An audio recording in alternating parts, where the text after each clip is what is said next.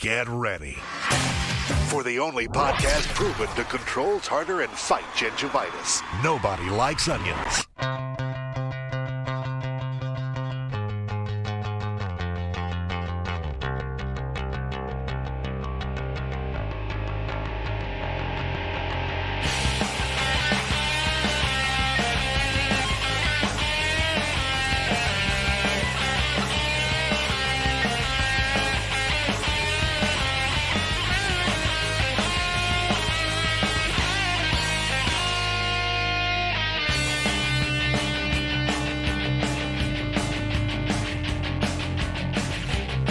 Hi, everybody. Welcome to a special Monday night attempt to get back. And, this steel toe stuff can't go on forever. Eventually, we're going to have to venture, farther away from base camp and find some poor saps to give us the sustenance we need.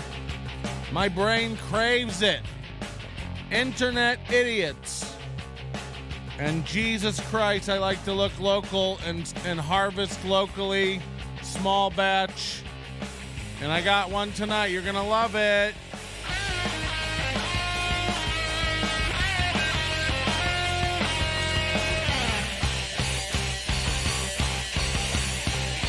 I'd love for you and your dad, go in and shake your dad. Does he have one of those, what are those old phones they give to old people? Not Cricket. They're named after a bug. It's like a June bug or a ladybug or something. It's the phone for old people. It's got like 3 buttons on it. It's like one for their medicine, one for the morgue, and one for like a loved one. The jitterbug. Yeah, the jitterbug. That's right. Fuck yeah. I'm thinking about getting one of those. Why wait until your family makes you switch to a jitterbug? Just get a jitterbug now. Switch to a jitterbug now. You're going to love the jitterbug. Jitterbug's a great phone. Who do you need to call? And you need to check the internet? Get out of here with that stuff. You're going to love a jitterbug. Please keep covering steel toe intermittently. Yeah, of course we'll keep covering steel toe intermittently. We'll definitely be here Wednesday morning. I don't know if we'll do Tuesday morning. We'll see how tonight goes. It's early. But we'll definitely be there Wednesday morning for Corey. Now, we have got a few very quick steel toe updates tonight. I have to address the Chad Zumock situation so that everybody stops messaging me. I'm aware that Chad Zumock's gotten a little off the reservation and is running it. So we'll get into that. I have to. The main event tonight is a guy here in Vegas who, I don't know if he still thinks it, but up until a few weeks ago, this guy thought he was hot shit. And I love to watch a guy just being taken down a peg or two. And by the way, this guy we're gonna go over shouldn't even be on pegs. He should be pegless. He should basically be sitting Indian style in a bunch of chocolate pudding, bunch of Jell-O snack packs, just making pudding angels. You ever think about that? Just lay down in some pudding and start doing this, and just make some pudding angels. That's what I would do. And again, just as soon as most of you would just get the fuck out of here, that'd be great. I'd love to retain, again, about 5 to 10% of these new dopes, and the rest of you are the most low IQ fucking idiots. And I really can't wait for you to beat it. So if I have to start just attacking everybody you love, I will. I don't give a shit. Let me tell you how dumb, and by the way, I'm, halfway kidding, but also, like, I do need a rant to open the show with. This guy is messaging me. He sent me a lot of good stuff, but like today starts messaging me clips of, I guess, an already in progress steel toe show. Now, this will blow some people's, tits behind their earlobes, but I don't really sit around and watch steel toe on the reg. I can't be bothered. These guys do. The same reason that show schedule will tear their marriage apart is the same reason I'm not going to let it tear mine apart. You know what I mean? I'll be damned if I'm sitting around putting Steel Toe on the TV every evening, dedicating my whole life to Steel Toe. Somebody factored it out and said these guys are making like $25.50 an hour between them both. It's like, is that worth it? Why don't you guys both just pick up shifts at Five Guys and have a life? 5 days, 5 nights. You're running all the customer. No, I know you're not. The customer service. It's not like your merch is flying off the shelves. A lot of people aren't demanding iron-on merch, but this guy messages me, sends me some clips of the Steel Toe show in progress, and I click it, and it just goes to the live show, I guess. I didn't know, though, but I watched like a minute of it, and I'm like, this isn't about what he said, and I go back, and I yell at the guy, and then he messages me again, like, this one should work. I stop what I'm doing again, and I click it, and they're talking about Trump or something, and it's like, this has nothing to do with what you said. And then he's like, I don't think you're clicking on the right link. It's like, this is what we're going to go with as a premise? That the adult who makes a living on the internet doesn't know how to click links? That's the fucking, highway of stupid we're going to head down right now? I'll bite. Go on. You message me one link. I'm clicking the wrong one. What am I, firing up a browser and heading over to Alta Vista and seeing what's on today? I'm clicking the wrong link. You're right. You sent me a link, and then I just opened up an email and started clicking other links and was like, hey, wait a minute. Or is it more likely that clips don't work live and you've wasted so much of my time? No. Occam's razor. I understand the simplest explanation is Patrick doesn't know how links work on the net. That's what we had down. That's what we're doing. I mean, imagine accusing me of that and then having the guts to not immediately unfriend me and delete the conversation. I mean, you're clicking the wrong link. Oh, my bad. I was clicking the one you sent. Which one am I supposed to? You're clicking you don't know. Hey, do you even know how links? He's like, click the one that says it's a clip that I just sent. It's like, yeah, I wasn't scrolling up 9 hours ago, 407 messages back to click on a random link, hoping that would take me to the current page you wanted me to view. I can't even, I've met a lot of dumb people on the internet this week. I don't think I would even ever have the balls to accuse one of them of not knowing how to click links. I can't fathom that in my head, like what it would take. How dumb a person would have to be before I could muster up the guts and bring my diaphragm to push air out through my air passage and form my whole larynx into a shape that would make the noise. Are you sure you're clicking on the link right? A lot of times when I go to click a link, I go and just freak the fuck out and click the wrong link. Did that happen? Just asking. I have to ask. So I really meter yourself when you speak to me because there's only so much time in the world. I love that I don't have to watch Steel Toe, and you guys will message me if they say anything crazy or there's some. I love the Reddit, the Steel Toe Boring Show Reddit. But if you're going to take time to message me, why don't you never accuse me again of not knowing how to click a link? Did you try turning it off on it? I mean, I'm very upset. This ruined my afternoon. I was going to have sex. My dick wouldn't get hard. I was going to eat a beautiful dinner. I had no appetite. I just had to eat Reese's Cups until I felt well again and could walk. So, the effects this has had on my life. Would you look at this, everybody? Oh, shit. Hi, Patrick. I don't know if you heard, but I will be playing Billy in the next Saw movie. Best part is no makeup. Wow. Ty Rivera will be playing Billy in the next Saw movie. I don't know who Billy is, but that's cool. Walking Patrick through tech issues is the third circle of Dante's Inferno. I do owe Moody some apologies sometimes for stuff. Okay, so real quick catch up on some steel toe stuff before, I will tell you this. I have a doozy of a steel toe, not live watch, but presented thing we're going to go over at some point this week. You won't believe. You won't believe it. I can't even say what it is because it'll ruin it.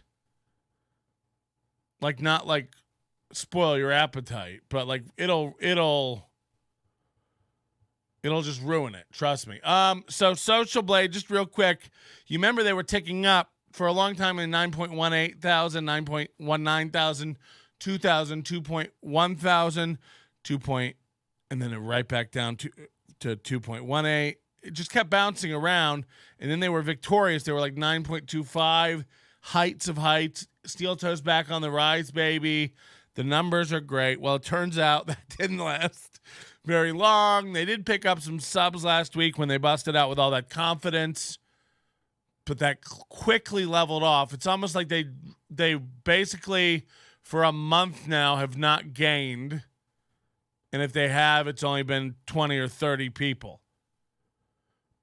So that's bananas. That's nuts. And when you click on detailed statistics, which Moody informed me is a much more important image here for metrics. Well, Moody, you said this would look bad. This doesn't look bad. This looks great for them. Their video views are going up. You're crazy. They're on the right. Oh, look how far back this is, though. I still think this looks pretty good for them. Look, they're definitely growing. But when you look back at their stuff historically, I don't know how this works, or how do you go back further? I'm new to all this stuff, but you can't even go back to before, because this is right when they started losing. Monthly statistics. There we go. So there's a month. These guys were never used to losing. They were constantly growing. So for a guy like Aaron to log in here and start seeing red and it kind of leveling out. Hold on. Moody said you missed it, the colored in red one. I don't know how to read this shit. You told me to go there. That was important. What colored in red? This? Oh, this is bad for them? Weekly video views gained. And what? Weekly subscribers? Yeah. Oh, wow. Yeah. But that's their little tick up here, right? This is the last week. Same here. The problem is they were used to real growth.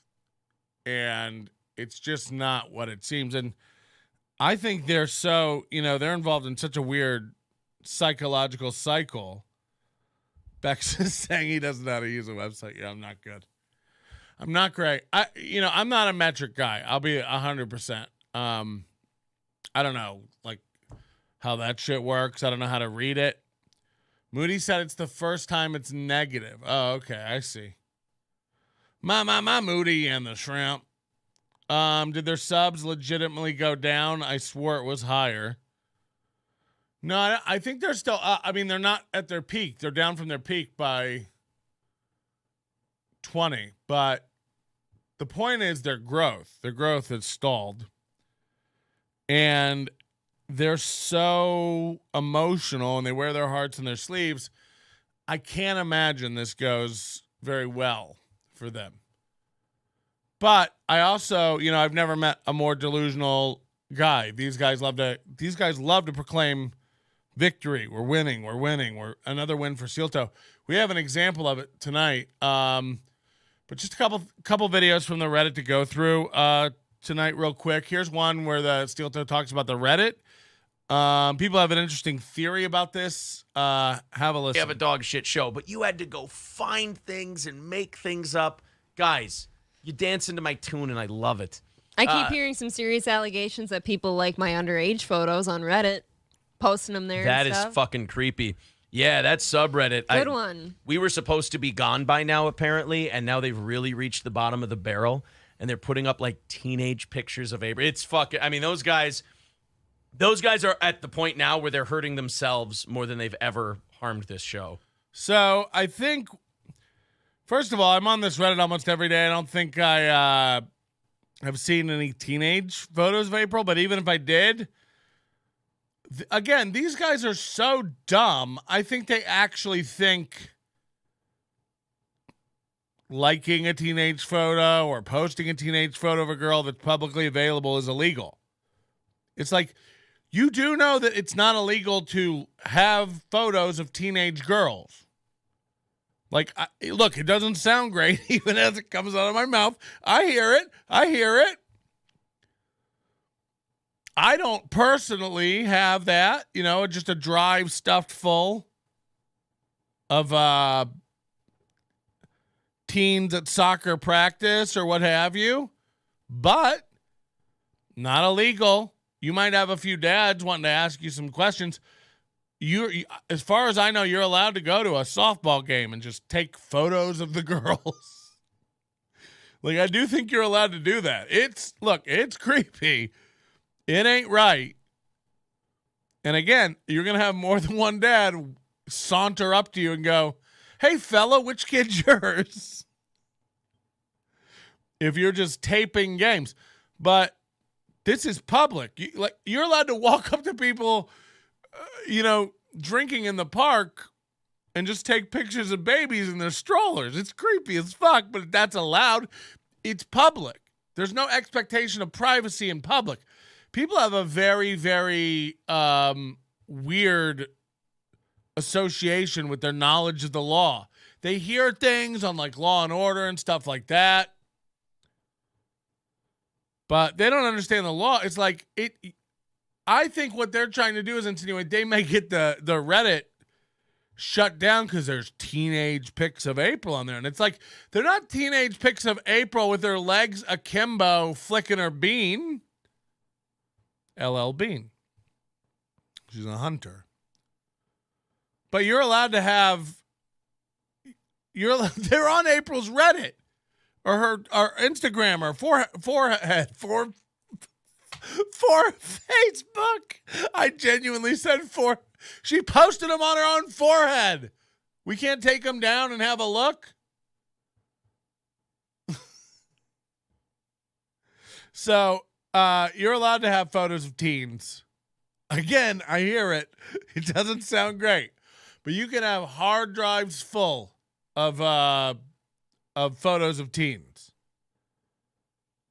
and it's not a crime. It's also not a crime to share those if they're public to another public forum. It just doesn't, you know what I mean? It's not a big deal. So I don't know what their game is with that. Like, those guys are hurting themselves more than us. It's like, how are they hurting themselves? You're allowed to do that. Okay, we made fun of for several days last week that, he doesn't go live. Steel Toe doesn't hit the live button until 2 minutes before, and then it just pops up on the stream. Like, he creates the show right before he goes live and goes live. Everyone else, schedules a live show. You can see it's upcoming. You can read the description. You can share the link. Everyone knows where it'll be. You can set a notification to remind yourself. There's a million benefits to scheduling a show that's going to be live and then going live. Everyone who's anyone does it. That's how it works. Any better program does it hours or days before. A lot of them will do it an hour before. Not Steel Toe. Right when they're going live, it pops up. You have to keep refreshing the page. Well, we complained about it. We were like, why doesn't he schedule shows and stuff? And he's going to start scheduling shows now. But he can't say, I heard it on NLO. It's like Compound Media. They can't go, oh, we changed it because NLO called us out. They can't say, oh, we had to fix the whole header with the links to the YouTubes and take down the Android thing because NLO called us out. It looked ridiculous. None of it worked. It was outdated by over a year. But it would be embarrassing, and they'd have to swallow their pride if they went, Patrick called it out. Sorry about that. Thanks, buddy. And Steel Toe can't do it either. So Steel Toe's going to go, I heard about scheduling programming. I heard about scheduling shows from Chrissy Mayer. Now, they've been friends with Chrissy Mayer forever. They watch all those shows. They watch Chrissy Mayer's shows. That's horse shit. They didn't just learn about scheduling from Chrissy Mayer. You got ridiculed. Over the weekend, you caught up with Nobody Likes Onions, heard me saying it, making fun of you over and over and over, and this is what came out of it. I'm like, I saw Chrissy Mayer scheduling Simpcast. They had it on Compound Media last night because I guess her channel got struck for hate speech. She is so against women. The thing, no. It was a black person showed up in her stream last week, and she went. I never thought about it. What if he couldn't get? What if his channel got struck and he couldn't get super chats? How would he make a living? Like, he lives off super chats. I tell people, head over to our Overdose. Sign up for the Overdose, get access to everything on demand, audio and video. I tell people that. I tell people use promo code SCRIMP, save 20% over there at nobodylikesonions.com/overdose. I tell them, but they just don't listen. But everything this guy does is through Super Chats and Streamlabs and PayPal and Rumble Rubles or whatever the fuck they have over there. By the way, could you sign up for our Rumble? We'll be launching a Rumble soon. It's already up and running. We need 20 followers over there to get a custom URL. It's garbage. I need like 8 more followers over there on Rumble. Head over to Rumble, search Nobody Likes Onions, and follow us, won't you? I hate asking for things. So I heard Chrissy Mayer schedule a show. Very weird. Crazy. She scheduled a show. How'd that go? She unleashed what I can only call a string of invective. That even I wouldn't. No, I'm just kidding. I think somebody probably pulled some bullshit, and she had to do it on the Compound channel. And but I saw that she had scheduled it, and it said premiering or going live at this time. And I went, you know what? Why don't I try that? I go live at the same time every goddamn day. There's no difference. There's no surprises. So I did it, and I wake up this morning. I come downstairs. There's already people in the chat. They're talking. Going nuts. Oh, my God. So I'm like, you know what? I think this might be the way to go. So he just now realized you schedule a show. People can come chat before the show. Be waiting for the show to start. And then when it starts, you already have viewers. Oh, my God. Imagine this. He never thought. I saw Chrissy Mayer do it.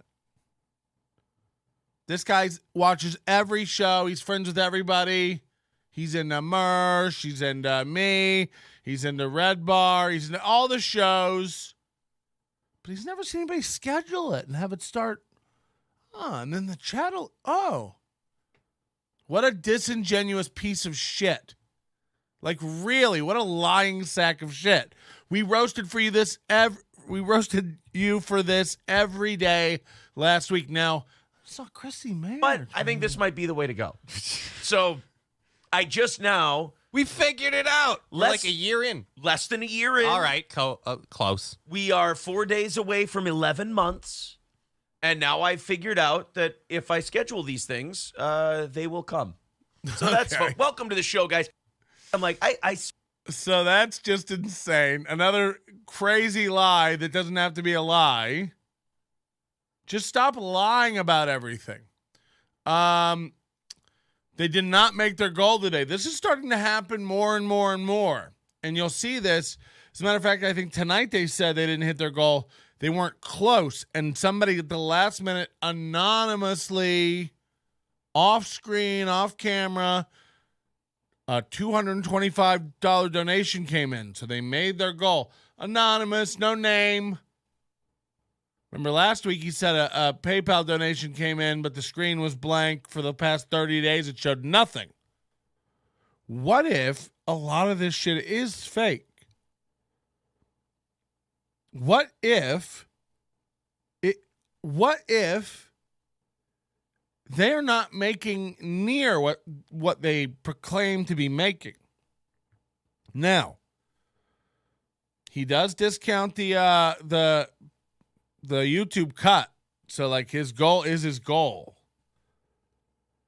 But 225 just comes in. They have to look like they're hitting it, because if it starts cracking, This glass house they've built for themselves is insane.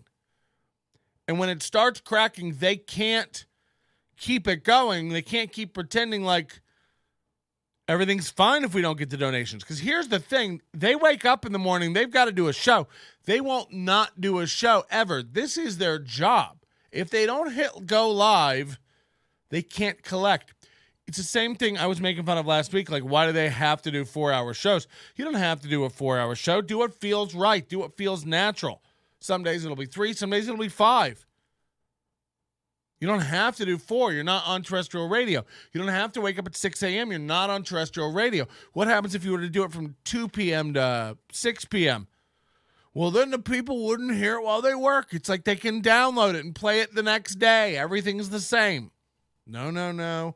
These guys are stuck in an old dumb mentality, and they built this weird dependency system where if they don't make the goal, they threaten you with less content, essentially.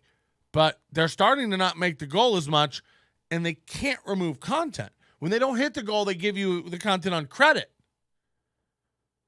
Now, they say it's only if we come within 50 of the goal. But hold on, what if you come within 60 of the goal? You just take the money and run for the day? No. They'll do the overtime because they need to stay on to get more money. If they leave, they can't get more money. Do you get it? He can't do 15 more minutes of weak comedy soft shoot and then grift you out, and then go, I think we did a good overtime today, guys. Why don't we send it in? We only need 60 more. It's like that's what's happening. That's what's happening. So the more and more people stop letting them hit their goal, like even their biggest donors, their biggest pay pigs, their biggest, fans, shall get tired of donking off anywhere from $500 to $300 a day for what amounts to AI-generated content. I mean, you can literally go ask Bing to spit out a morning radio show version of today's top headlines, and it would go, did you see this in New Jersey? And then Corey would go, no. And then the other guy would just tell the story. And then the other guy would go, that's crazy. And they go, isn't it crazy? 4:52 at the top of the hour. Like, that's what would happen. And it's not that different. And then you feed that into some AI voice generating shit. So they have to let you keep believing they're hitting. You ask why they do the fake donations, maybe, allegedly. Because they have to make you think it's still going. The minute you see it start crumbling, this house of cards, you'll go, well, I'm not going to help them reach the goal today. We'll be back tomorrow. By the way, I don't need an extra half hour of steel toe. I've had 4 hours and it's wearing thin. My voice cracked like a tween right there. So they didn't hit this goal. And then, of course, they'll do it on credit. All right, let's wrap her up. Let's kill the music, and let's just get to overtime. I think you guys have 20 in you for the rest of it here. MSO, we got 5 seconds here. I think we're going to call this one a push. So what happens, just so you understand the language here, there's this guy MSO in the chat room, and every day MSO goes, I have a prediction. You're not going to make the goal today. It's this cute back and forth thing. And it lets him further gamify squeezing dollars out of you. The same thing he's doing with this Merch guy or Royce guy. I don't know. They're like ordering train whistles and conductors hats and stuff because they're doing a $5 hype train off, and it's like, oh, we're doing a contest to see which of our listeners will give us more on hype train, $5 hype train. I'm trying to outdo them. They got 400 today. I think we can do better than that, right, guys? Toot toot. It's like, it's very, very, very cringe.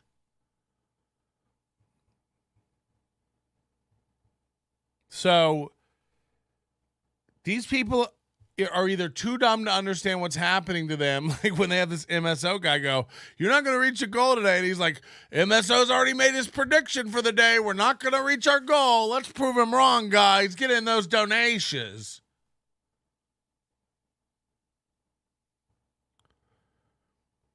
It's not a. I see what you guys are. It's not a dead pixel, but it's so fucking annoying. Don't worry about it. Sometimes I put it there just to annoy you. It's complicated, and I fucking hate it. And I forgot to fix it before the show. Just don't worry. There's nothing I could do. I can't clean it off. What do you want to do about it, guys? Don't distract me talking about the dead pixels. So anyway, this dumb thing with MSO, they do it every day, every night. MSO's there. You're not going to reach the goal. Yes, we will. Let's show him, guys. Let's show him. And then they either do or they don't. Well, again, more and more now he's not reaching his goal. Every day he's not reaching his goal. Every day he's not reaching his goal.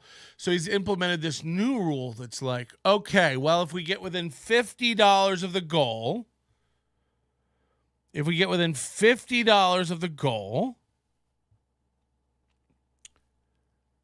we'll still do the overtime on credit and hope that you guys within the 30-minute overtime segment will make up the 50, okay? We'll do that for you. We know you're good for it, and we're going to do some good content. We really want to do the overtime. We've got a great video where a woman's stomping grapes and falls down. You're not going to believe it. It's always something like that. So, and they've had to do this because they're not hitting the goal quite anymore. A few people have probably backed off, and so the new goal really is $50 less. And what he does, and this is another just insane form of Aaron branded cope, is he goes, okay, MSO, since we didn't reach the goal, but we made it within 50, you didn't win. Now the bet is you won't reach the goal. MSO says you won't reach the goal. So even his dumb game, he can't lose. He can't even lose his dumb, imaginary, stakeless game. He can't stand it. So the whole bet is we'll meet the goal or we won't. So they'll get within 20 or 30 of the goal, like tonight, 20 of the goal. And Aaron talks himself into this thing and goes, all right, MSO, it's a push. It's a push. It's like, no, you didn't reach the goal. MSO won. But, Aaron, Mooby doesn't like to lose. Mooby needs to win. He's a winner. Again, I guarantee you there's a whole little box of Amazon.com cheap Chinese trophies that he just hands himself every day and goes, you're number one.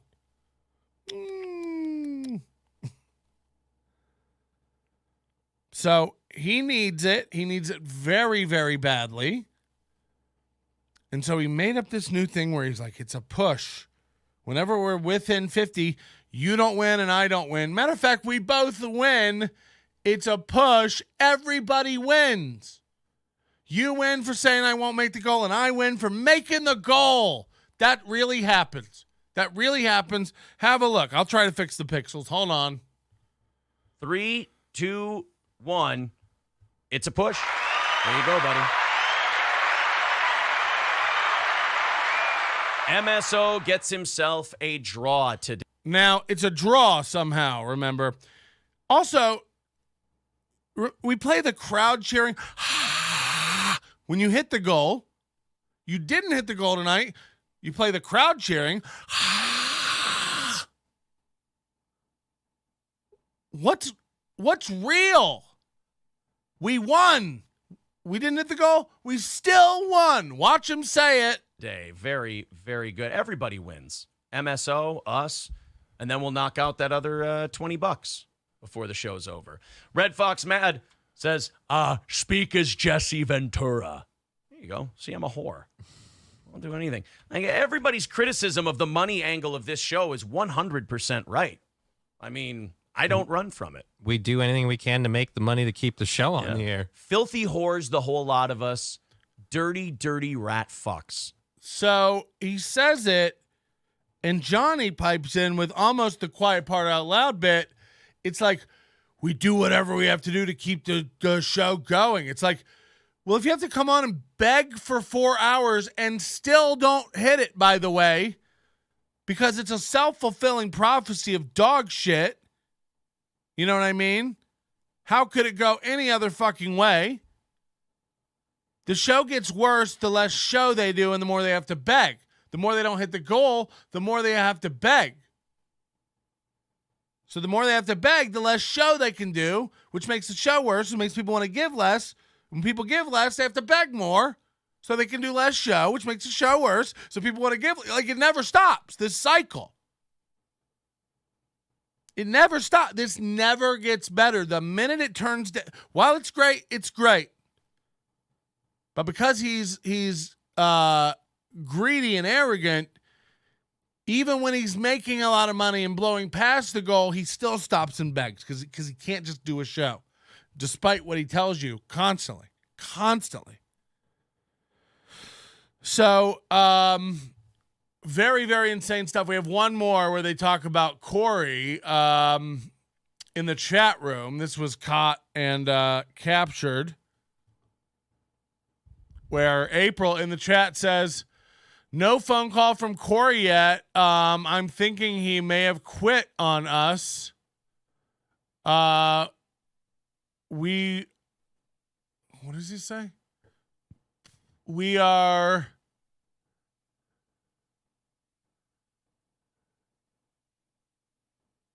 God, I can't even read it now. I got to zoom. I don't know if that's my TV just aliasing it. We are being ghosted. I hope he isn't. Team Meltdown. Again, these nicknames burn to the core and hurt on a level you wouldn't believe. So that's where we're at with Steel Toe. From what I heard, the show this morning was dog shit. From what I heard the show last night, the members only show was real bad. Real bad. All right, we have one more thing to do before we get to our main event tonight. I have to tell you, we have to check in with Michael Ray Bauer because he started this project and he can't stop. And the more he does it, I'm getting more and more worried about his health. It was bad enough when he was giving tours around his house of him making tacos in his toilet and chili dogs on his dresser. And he showed off the chair in front of his computer that had a mountain of cum built up on the center of the seat. You know, this was all disturbing that he's living in a 10 by 10 box the size of a motel. But what he started to do now is even more disturbing, and I'm starting to worry now that, so it's called Toilet Thoughts. I think he's doing this thing called Toilet Thoughts where while he's shitting, which I imagine is 17 times a day, he's turning the phone on himself and giving you a little piece of it. But recently, I don't think he's shitting. I don't think he's using the bathroom. I think his apartment is so small, he's going into the bathroom like it's a podcast studio. The acoustics are great in this place. This is the bathroom. These lights will guide me home. He loves walking in there and just taking videos of himself in the toilet. And he's been cranking these out. He's shooting, judging by his wardrobe, he's shooting several sessions of these. And we watched the first one, but now there's 4 more, and they're all short. But what is this? And now another. And by the way, he's looking rough. He's looking rough. Like, watch the way his face moves. It's almost like a Jim Henson, Industrial Light and Magic, DreamWorks, Pixar creation of some sort. Watch the way all of this moves when he talks. Like it really is stressful and hurts. And now another toilet thought from Michael Ray Bauer. That's me. Why is it like a face isn't supposed to be this percentage jowl? And this is coming from a fat man. You can't have just St. Bernard cannons hanging from the side of your face. I have enough time enunciating and spitting everywhere, and people call me lispy and fat retard and all this stuff. You think You know? David Scarica, Addicted to Profits, says, and I quote, last night all Steel Toe did was talk about 2-for-1 guys goofing on them. I am all about Michael Ray Bauer. Go Raiders. Toilet Tots is going to win an Oscar. This is not true and very disturbing, what you're saying. We take our phone and use it while we're in the bathroom. Clearly, the phone has replaced newspapers and magazines. Now, this is March 2023 for anybody going like, oh, is this old stand-up from 2006 when Android and iPhone were announced? And we were like, now you'll be able to read the newspaper on the toilet. No. In 2023, Michael Ray Bauer's having toilet thoughts. And he's like, you know, the tablet or phone, if you will, has replaced the newspaper in the bathroom. We're just reading our phones while we shit. You ever think? Interesting. It's like, first of all, if I had these, I do a lot of embarrassing stuff in the bathroom, but if I ever had these thoughts in the bathroom, I think I would have to immediately walk out. I'd keep the fan on, in there just to suck out whatever air that's toxic that made me have those thoughts. And I'd have to walk out to whoever was in my home and immediately apologize and go, sorry, I just thought about how, like, in the bathroom now, instead of a newspaper, we read our phones. And then everybody starts throwing knives or whatever fruit is nearby at my face. Boo! I like, why are these toilets? And by the way, 500 views on this. So if you think it has anything to do with anything, 500 views he's gotten on, 494 views. So this is going great. And the comments are great while filming on his phone in the bathroom. Maybe you could review different public restrooms, such as trolls. While you're in the bathroom.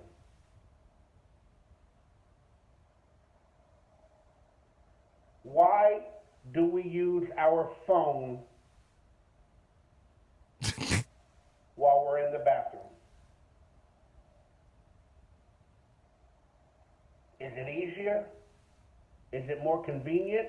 Also, is it because that's when we do our best stuff? Is his finger over the microphone? How do you even get it to sound like this? Or it's because we want to catch up on all the latest drama and avoid our real thoughts. I mean, this has nothing to even do with the bathroom. This is just why people use phones. It's brainwashing. So somebody pointed out the R Gang poster. Wow, I never noticed that. That is Tell everybody. Lil Rascals back here, huh? When you wake up and go to the bathroom, leave your phone behind. Wow. Now he's saying, now I get the comment. He's like, leave your phone behind. Don't bring it in the bathroom. Again, he treats his bathroom like it's his podcast studio, so I don't understand how that. Your day, how you're going to improve your day from yesterday and make yourself a better human being. Put all these thoughts into your head on how you can be better every time you wake up and every time you go in the bathroom. Put your phone away! So again, we watch a downfall of a guy who used to be on Salute Your Shorts. He was Donkey Lips. A child star. He grew up being in movies with like Sean William Scott, like Evolution and some other films. He had a couple little bit parts and character roles on some sitcoms in the 2000s, maybe as far as in the 2000s and teens. But now he says he's out of work because he won't get the jab. Hollywood's basically trying to take down big Donkey Lips. They won't let him work. He was getting so many roles. And then his parents died. He lost the home that they live in. I imagine they were getting some sort of disability. I imagine he's getting some sort of disability if not all sorts. And he had to move into this tiny apartment. It's one of the most embarrassing things. And now he runs in the bathroom to give you his meandering thoughts. And again, that's number 2. This is number 3. Like, what? Let's see what he could possibly.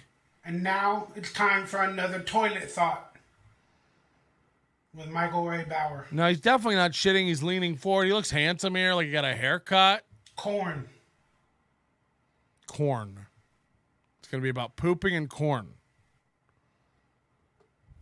Right? How is it when you eat a piece of corn or boy. 2?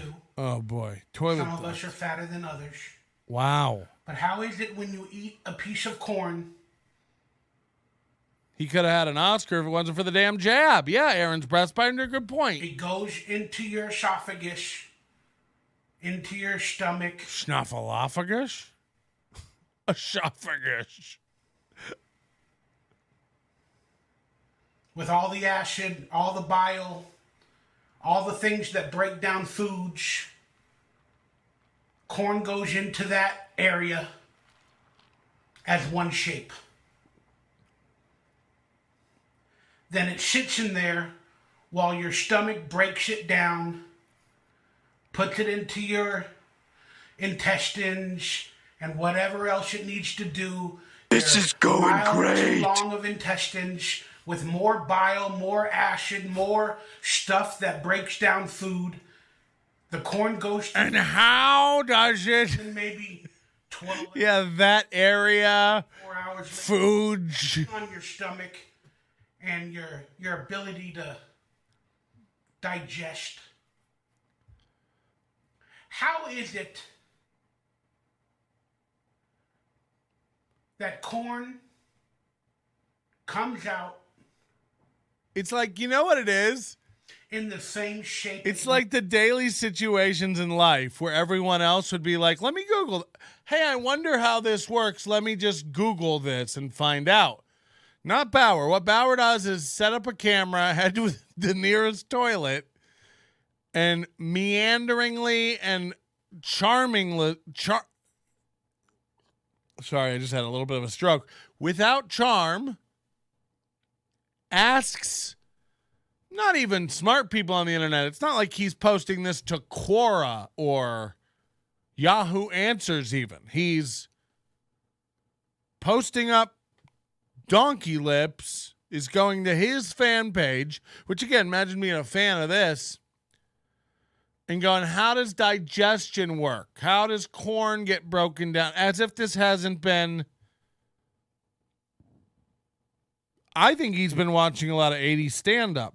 Like, if the next video asks about airline peanuts or the black box, I'm out of here. And he's got 3 more minutes of this. Like, what could it even... corn. Skipping. So technically, corn is indestructible. Okay, so just some of the most basic shit. And then, of course, he's got the last one, number 4. And he's clearly in the same shirt, so he's pausing the videos. He's gang filming these. He's one after another. I got so many toilet thoughts. I got the corn one. I'm sure there'll be something about 2-ply. That should be a banger. You know what I mean? Since I'm Suffer and succotash. Yeah, exactly. having a lot of thoughts on the toilet today, here's another toilet thought with Michael Ray Bauer. Why are toilet thoughts by Michael Ray Bauer considered cringy?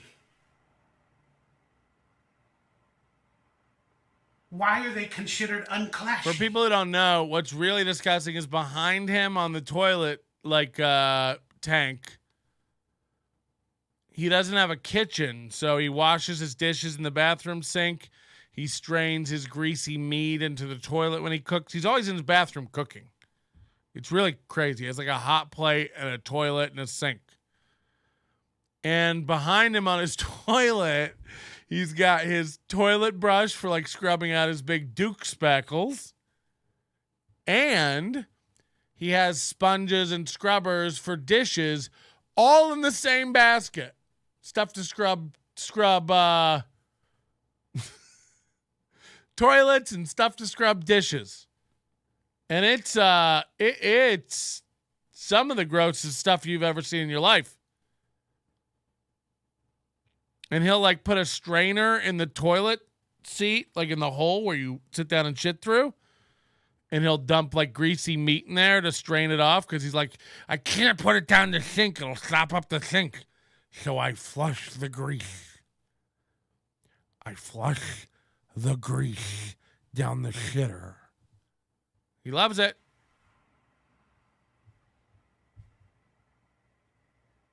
Is it because I post them to the internet and try to make $1 or $2 from YouTube for my toilet thoughts?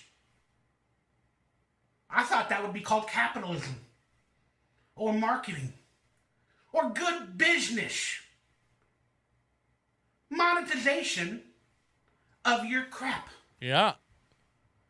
True? Sounds pretty good to me. Super. But everybody has an opinion, has a critique, has a judgment. And I've been reading some that are saying I'm classless, I'm cringy, I'm a nobody, I'm a has-been.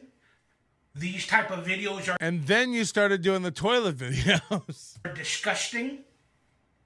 And I'm being paraded on podcast as a borderline homeless person with mental disabilities. Wow. I'm sure I have mental disabilities. I have an overactive brain. I mean, you do not have an overactive brain. Of all the misdiagnoses I've ever heard in my day, I have an overactive brain, Bauer?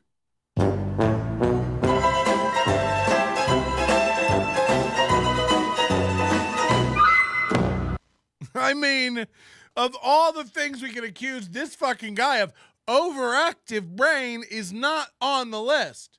It's not on the menu at the restaurant of retard he dines at daily. Overactive brain, honey. Do you need to sit down? You look flush. Clashless.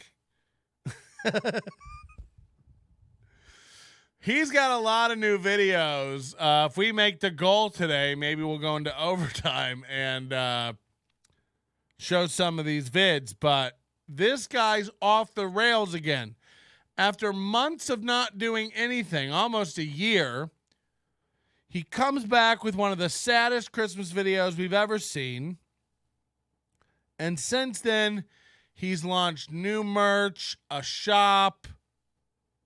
He's doing members-only videos that he privates for one day and then immediately puts them up for everyone to view. So there's no incentive to join his membership thing. It's wild. It's wild. So we'll be watching Bauer. We'll keep an eye on Bauer.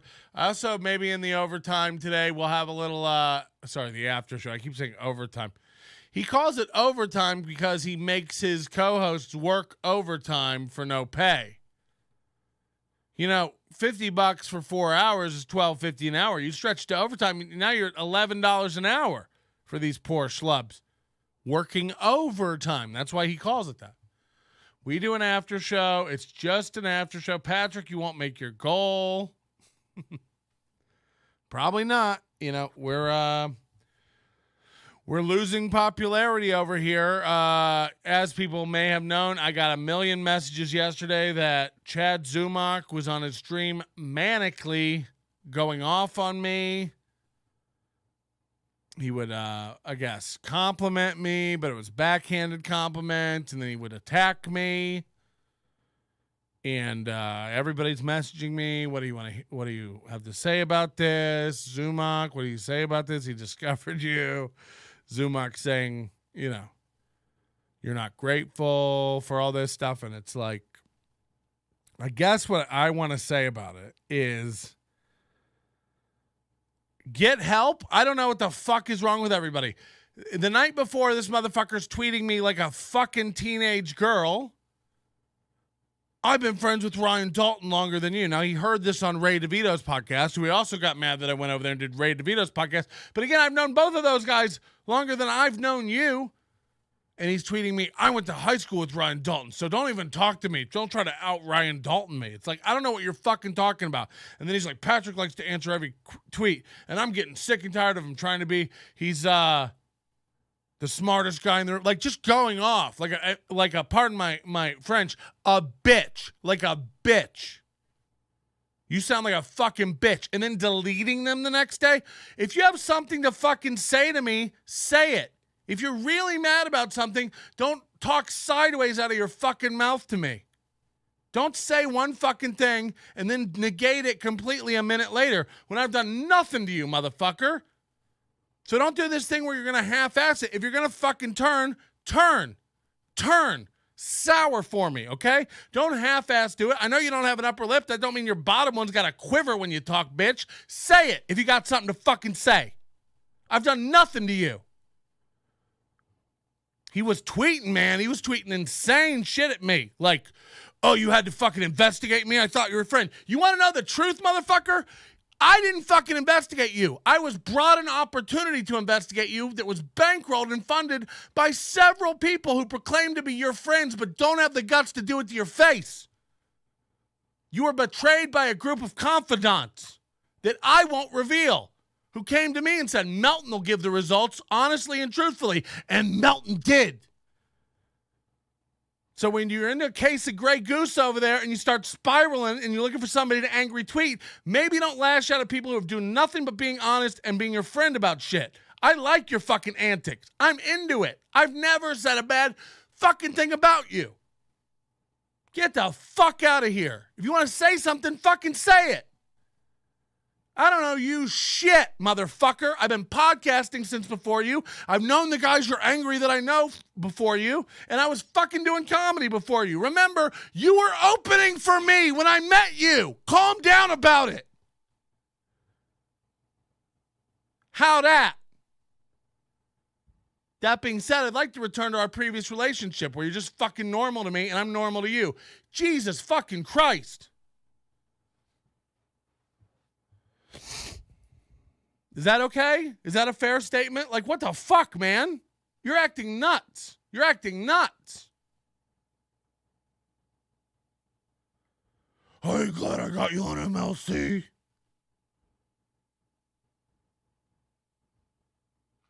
What's happening, everybody?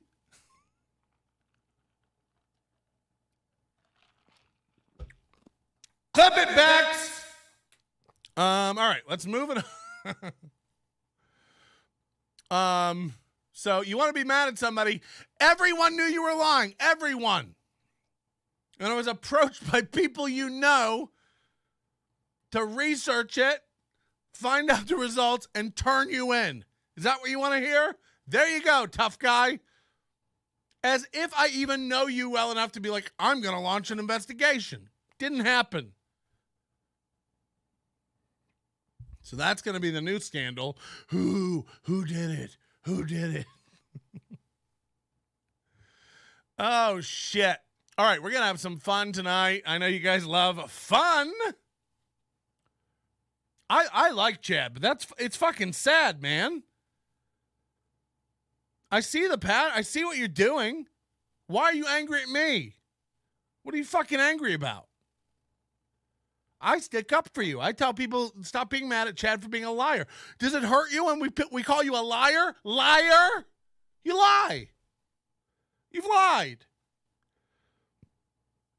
No one's mad. No one's upset about it. But then you're going to go on your stream and everyone can see what you're doing. Everybody knows why you're really mad. I'm not going to say it. You know why you're really mad. Don't take it out on me. Because your stepdad never... No, I'm kidding. I don't know anything about you, dude. I've never fucking attacked anything. But I will fucking rent a bus and go over there and pick up your unborn children and drive them off a cliff. If you think I'm not fucking around. I'm kidding. I am fucking around. These are bits. Okay. Do we have fun with that? Is everybody sensationalized enough? I promise you there's no fucking emotional weight behind this, but I was really like when you're tweeting at me and deleting them and being petty, and you're doing the same thing fucking Stevie Lou does, motherfucker. It drips of insecurity when you're like, Patrick answers every tweet. He thinks he's the smartest guy in the room. I've known Ryan Dalton longer than him. It's like, well, what are you mad about? Which argument, buddy? Let's pick one and knock it out. And then the next morning they're deleted because it's embarrassingly cringe. The fuck did I do to you? All right, here we go. Let's get into it. Ladies and gentlemen, a few months back, we've got one today. Oh, no. A few months back, in a recap of the insanity that is, maybe we'll get Ryan Dalton on. You guys don't know who Ryan Dalton is. He's an LA comic. He's from Cleveland. I guess he's known Ray and Chad, and like it doesn't even fucking matter. The dude's insane. He was clearly drunk when he wrote it. You're not mad that I know Ryan Dalton and you were friends with Ryan Dalton. It's that shit. I mentioned on a podcast that I'm friends with Ryan Dalton, and he had to run over and be like, I've known Ryan Dalton longer than you since middle school. He said that. An adult man. Fuck, man. Fuck.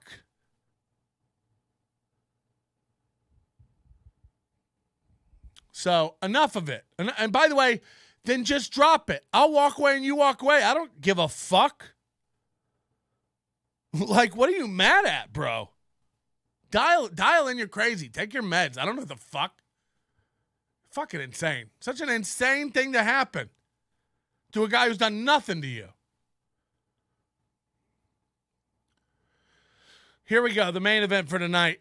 So a few months back, in a cornucopia of Vegas comedians that I was making fun of on a show. For people who are new, who are just coming in because of the Chad stuff, I do deep dives on these nuts all the time. I sniff them out. I smell them. Locals. I smell them a mile away. This guy, real comedian Wayne. Now, I know what you're thinking. Black? No, not at all.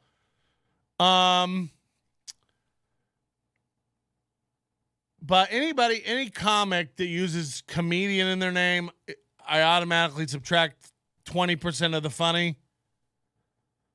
Like your life in a video game. And he spells comedian with a K. So you know he's a hoot. Real comedian Wayne. And a few months back, comedian Wayne posted on Facebook. Jesus. Facebook a flex. That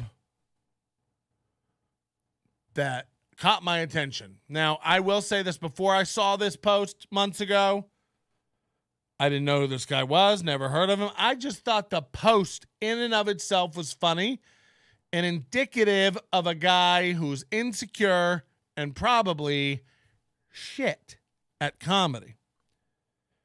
And so I went back in the archives. Thanks for subbing. Hit the like button if you're enjoying the show. And also we're trying to get 500 subscribers on the channel. It's $1.99 sign up. The after show tonight will only be available for subscribers. So get on it. I just saw this post and I knew the guy had to be insane. And boy, was I right. 3 months later, I didn't even have to pull this thread. The thread got pulled. A fan of the show, Edwin San Juan, tipped me off to it. And Sean Reddy and Mike Krasner told me, you got to see this. And boy, did I pull it up. It's on my desk here. Here's the post from months ago, just to put you in the mindset of what we're dealing with this guy. Real comedian Wayne says, I understand and accept that some of you don't think I'm worth the gigs that I get. I'm cool with it. What I'm not cool with is that you put on a fake persona when face to face. Keep it real. Let me know personally. I'm not here to prove shit to you, just myself. Have a good night. Now, I didn't know what this was about. I was like, he's getting gigs. Now, I'm out of the comedy game. I don't really perform anymore. I find it very cringe, and Las Vegas comedy scene is straight up garbage. Straight up garbage. Eats a lot of local celebrities who have 10 minutes of material and think they're headliners, who deserve to be working for a living, working the road. Almost like Steel Toe, you know, when he thinks like I should be anything to make sure the show can continue. It's like maybe the show shouldn't continue if it can't organically sustain itself. If it can't make enough money to provide for the 2 people it takes to run, probably 1, sorry ape, then maybe it shouldn't be. It's like it's literally Johnny and Mooby at a table going, we'll beg and beg until we reach a goal, because if we don't, the show can't continue. It's like, shut her down, Bob. Who's Bob? I don't really know. But as you can tell, Las Vegas comedian, real comedian Wayne has some ego, has some clout, and he's telling other motherfuckers, don't worry about the gigs I be getting.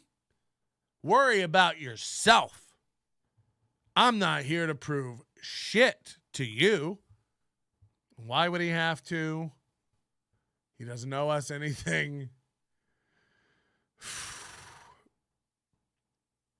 And then we go over to the Facebook page. What does this guy look like? If you've drawn him in your head, what is he looking like? The answer should be bam. Now, this isn't a great photo, but I submit to you, you don't need a lot more than this. If you zoom in right here and ignore all these cold sores, this is the vibe and the feeling you should get whenever you hear or are on the verge of watching real comedian Wayne. This is what your mouth should do. Your mouth involuntarily, when anyone even brings him up in a room, like you've seen real comedian Wayne, you should go. That should be the vibe. Okay. So we're all clear. Put your teeth away, dog. And then you're going to make that your photo. Now, here he was in high school, just a Jared from Subway looking motherfucker. This is him now. He's bald as a goddamn Q-tip. You know what he looks like? One of those shaving brushes. Like his head looks like the barber wants to just pick it up and start putting on shaving cream. You know. Batman. I wish I could tell you this wasn't last year. But no, he got a Batman shirt last year. Thinks that's dope. Might as well make it my new profile picture. Might as well make it my whole identity. I love the bat. I love the Batman. I got a new Batman shirt. It doesn't even look like a Batman shirt. And then we got this picture, which, again, if you're here, who's leaning on the counter down at the vape shop? You know what I mean? Like, Jesus Christ. And for a guy who looks so similar to me, glasses, beard, hat, you know, almost like brothers, you would say, how can I rip into this guy so much? It's like, I don't know. I don't know. How can I? How can I? I don't know, because I can't, because he looks like a gayer version of Josh Denny. Like all these photos to me scream prance. This looks like you're popping and locking it. The one before, this seems like you're almost holding another man's dick up to your dick.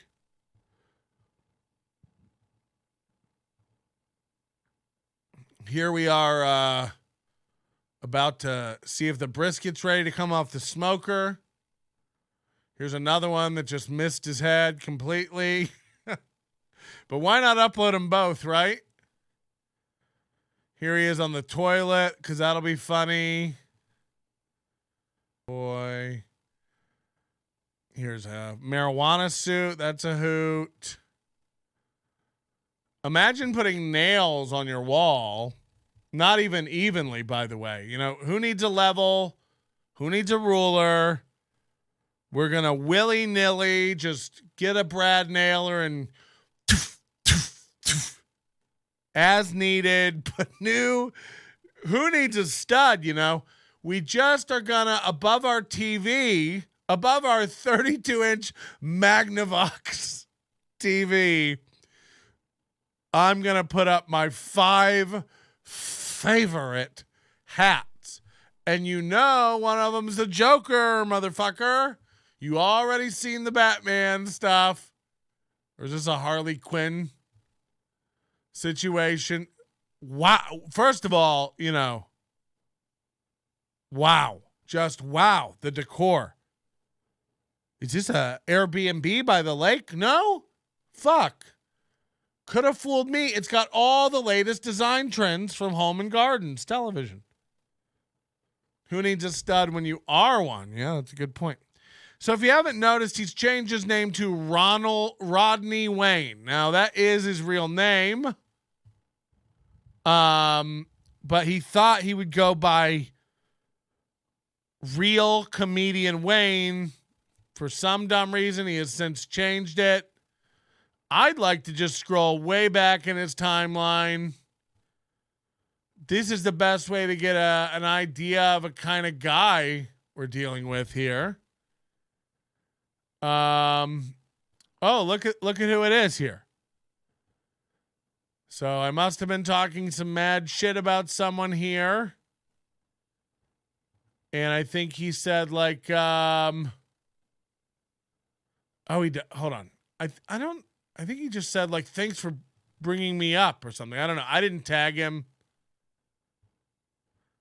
Thanks for the shout out, I think is what he said, because we talked about him. He loves to write this kind of stuff. In the back of my mind, there's a place that I know full of sorrow. When I think back to those times, anxiety fills what is hollow. I don't know when it'll go away, but I hope it'll go away. I just pray that I feel better when I go to sleep and wake up tomorrow. Left foot, right foot, keep walking. Left foot, right foot, keep walking. Don't look back. Your past is haunting. Demons creeping, always stalking in that church. I got down, crawling, could not stop my eyes from bawling. Children screaming, bodies falling. Everything that guy just says is bullshit. So that's a cool poem. Now, is that from something that I don't know? Is that... I understand and accept that some of you don't think I'm worth it. Here was the gig post. Here's Jill Carlson, who thinks he's great, which explains a lot. So the shows he's doing are these bar shows. They're driving out to Boulder City, doing a bar show for 50. Now he's doing a lot of reels. The Secret to a Happy Marriage. Baby, do this, do that. You could never freaking do Do it. you want some head? What? Do you want some head? Yes. Yeah? All right, so I'm going to need you to sit back, put your seatbelt on, and be quiet. Okay. We're going to go home, and I'm going to give you some head. Now he's talking like he's black. Now we're going to go home, and I'm going to give you some head. Like, oh, okay. Seems like a tough, cool guy. And he's got a lot of those. If we go over to his... Well, there's a couple more of these I think you should see. He's got some cool poetry. None of you have given up on comedy. I've come a long way from where you were when you started. You never let anyone trample your hustle. Retarded, sucky comics post this shit all the time. The worse comic you are, the more you're posting about haters and how you don't stop and keep reaching for goals. There's none of that shit on my timeline. Goals are for gays. Don't let anybody stand in your way. Don't let anybody stop. These are retarded people who have to tell themselves this stuff every day. Every morning, these idiots have to get up and give themselves a pet talk. You know, just to get out of bed. They can't even. Motherfuckers can't even. I love that. Then don't. If you can't even, don't. Where are you getting the extra energy to post about how you can't? You don't even have the energy to do it, much less not do it and post about it. You fucking cucks. Never give up. Never surrender. Here's another one of me. These guys hate me. They love posting about me. Is there anything on this? Again, there's nothing wrong with Trey's and Lex LARPing comedian twice a week. As if I have any clue what they do over there or how they run it. I know it's running an ex-whorehouse that no one wants to go to, and it's named after flip-flops. So, it's Las Vegas messaging me, wanting to be pals, team up and get our enemies. I'm out. Again, there's nothing wrong with Trey's. That's what I sound like when I've been drinking all night. Here we go. On February 3rd, he just wrote 2-3-2023. He thinks that's like cool that the date did that. There's a 2 and a 3 and then more 2s and 3s. I better let everybody know there's a lot of 2s and 3s. Oh my God, there's a lot of 2s and 3s. Let him know. He thinks that's a cool post. Like,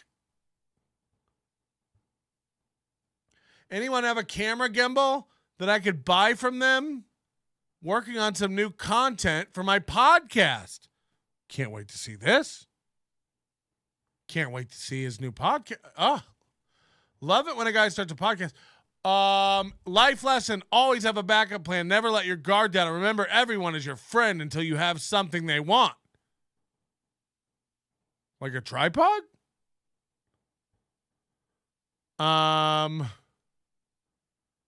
Becky comments on Chris Angel's cremation at Mind Freak Season 4. Again, Jill Carlson loves everything this guy does. Only one. What's up, Jill? I know she's in the chat.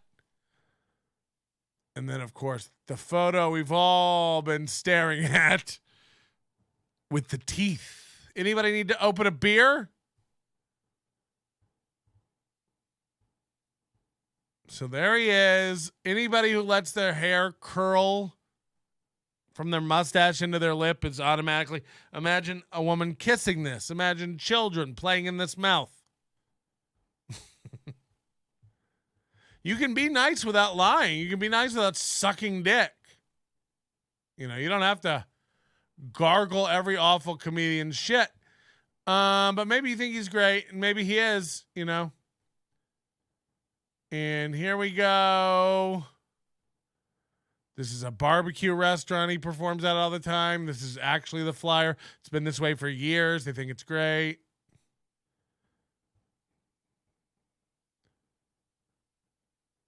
My youngest, well, this is going to be fun. My youngest is getting his teeth cleaned. It's like, is this your youngest's Facebook or yours? Do you post every time your children do something to your page? By the way, it's not notable or funny. You're a comic. Punch it up. Like, what the fuck? We're going to play more videos. I'm painting a picture.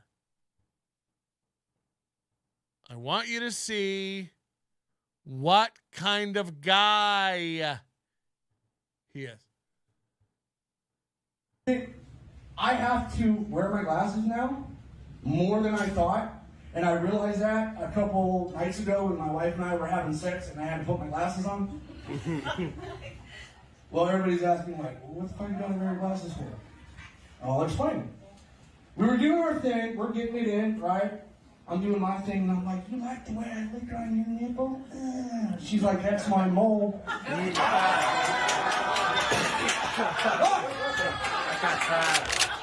So that's where the new thing came in. Got him. So this is another thing just shitty new comics do. Hey, Patrick, did you know Big Irish J stared at Skakel's dick for 2 hours watching Iron Man? What a pickle jammer. Big Irish J stared at Earl Skakel's dick for 2 hours while watching what? Iron Man? So this guy's made a 1 minute reel out of a simple one-liner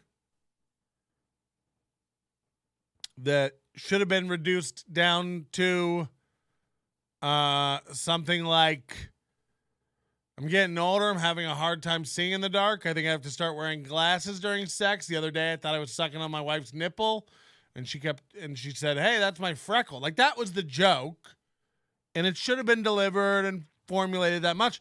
But no, this guy's got it. Then it wouldn't be, then he wouldn't get laughs at nothing and be able to stretch it out and have it be shit. Yeah, so I have trouble seeing. I have to wear my glasses more. I get in trouble all the time. How do I get in trouble? I'm going to tell you. So the other night, I'm in the bedroom with my wife, and, we're getting ready to have some of that sexy time. And that's when I realized that I needed to wear my glasses, because it's just like, Jesus Christ, get it out. He spends so much time on setups.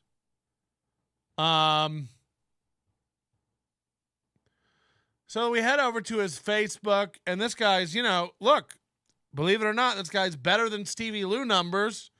He's got 172 subscribers over here, which is over 50 more than Stevie Lou. And everything about it just lets me know the guy's just an out of it dork.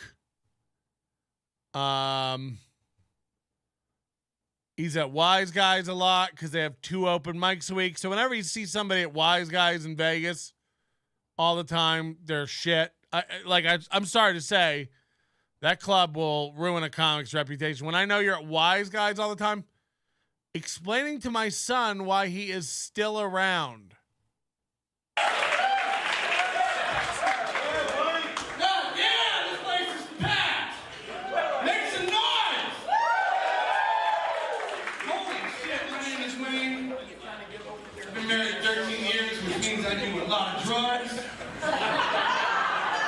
I do a lot of drugs. Big laugh. Weed's not a drug, but it fucking helps because I got kids too. And, I didn't think it would happen, but it did. And when it did, I wasn't really surprised. I came home one day after buying some. My son met me in the garage as usual. And just as I was breaking it up, he came out and he was like, is that marijuana? I said, can you say marijuana again? We're going to have a goddamn issue. I said, because there's only one type of person that calls it marijuana, and that's a fucking narc. So this club is unfairly good. Like, you can get a tape out of this club that sounds like that. He said, I do a lot of drugs, big pop, big laugh, for nothing. I do a lot of drugs, it's not a joke. The only people who calls it marijuana are narcs. Big pop, big laugh, right? So, what's going on? Now, when I made fun of that post where he's like, I know some of you think I'm getting stages I don't deserve, but fuck you. I don't have anything to prove to you. It's like, whoa, okay. Bowed up. And then I made fun of that on the show, and then he went off in threads posting about me, just again, blowing himself up, getting all cloudy on me. And I let it go because this guy's a fucking nobody. I don't give a shit. But Edwin San Juan, who is a local headliner here, he's been doing comedy forever. Look him up. Filipino guy, aside from Joe Coy. We'll let there be 2 of them. And Edwin San Juan has had a residency at the Las Vegas, at the V Theater in Planet Hollywood, right next to where Britney used to get her snatch out every night. And he's had a residency there for 7 or 8 years, doing a stand-up show, headlining show every night. And he listens to the show. He's just as frustrated as me about the comedy scene here in Vegas, it seems like. And what he's done is start to let newer acts come in and open for him. He has his regular openers, but he's trying to get some fresh people on stages. We have so many of these shit stages like Wise Guys and all these shitty open mics that, you know, there's no real rooms. All these guys headline bar shows all the time, so they think they're headliners. They don't know what a fucking real room is. They don't know how to walk into a crowd and actually kill, because they all tell each other they kill so much that they believe it. You know, if you try to tell one of these motherfuckers they're not a touring headliner that kills, they'll get mad at you, when meanwhile they work at a shoe store or they make coffee for a living. It's like, that's your job. You're not a comic, motherfuckers. But needless to say, they all have egos bigger than their dicks, and that's not saying a lot, but they're big egos. And Edwin San Juan has started expressing frustration with the scene over on his podcast to fives of people at a time who tune in. Now, we'll try to get him some more eyeballs because we're trying to get him some more controversial shit. So he started speaking out a little bit about these shitty comics in Tampa, and he referenced one recently. This guy, Wayne, Rodney Wayne, said he sucked. And then a week or two later, Rodney, now he went easy on the dude. Edwin's not me. I would just tell the guy he fucking sucks. And by the way, this is one of those guys like, you don't have it, quit. That's what you should be yelling at him, Edwin. That's what you need to say to the guy. He doesn't have it. It's been 8 years this motherfucker's been doing it. Wrap it up. One last light. And then off into the fucking sunset. Wayne, we've had enough. We don't need another host for Fuck You Delicious or whatever the fuck that show is. I'll fuck you delicious. So that's where we're at. And then Edwin San Juan has this guy come in, sit down on his podcast, and I've pulled some clips here, a la Carl from who are these podcasts. And this guy thought he was coming in as an equal with Edwin San Juan and his two guys who run his podcast and comics who open for him all the time, Mike Krasner and Sean Reddy. I've met both of these guys. One of them gives me weed. The other one's very nice. They might both be nice, but honestly, I can't remember because of the weed the one gave me. So they bring this comedian Wayne guy in, Rodney Wayne, whatever his name is. And they start doing this podcast. And he thinks he's like there just to like do a podcast. How'd you get into comedy? Here's what's in the news, you know, steel toe style fun. And it quickly becomes apparent that this guy was literally brought in to just be shit on for 2 hours. Now, we saw the videos of this guy. He prides himself on being an alpha. He prides himself on, you want some head? Remember that?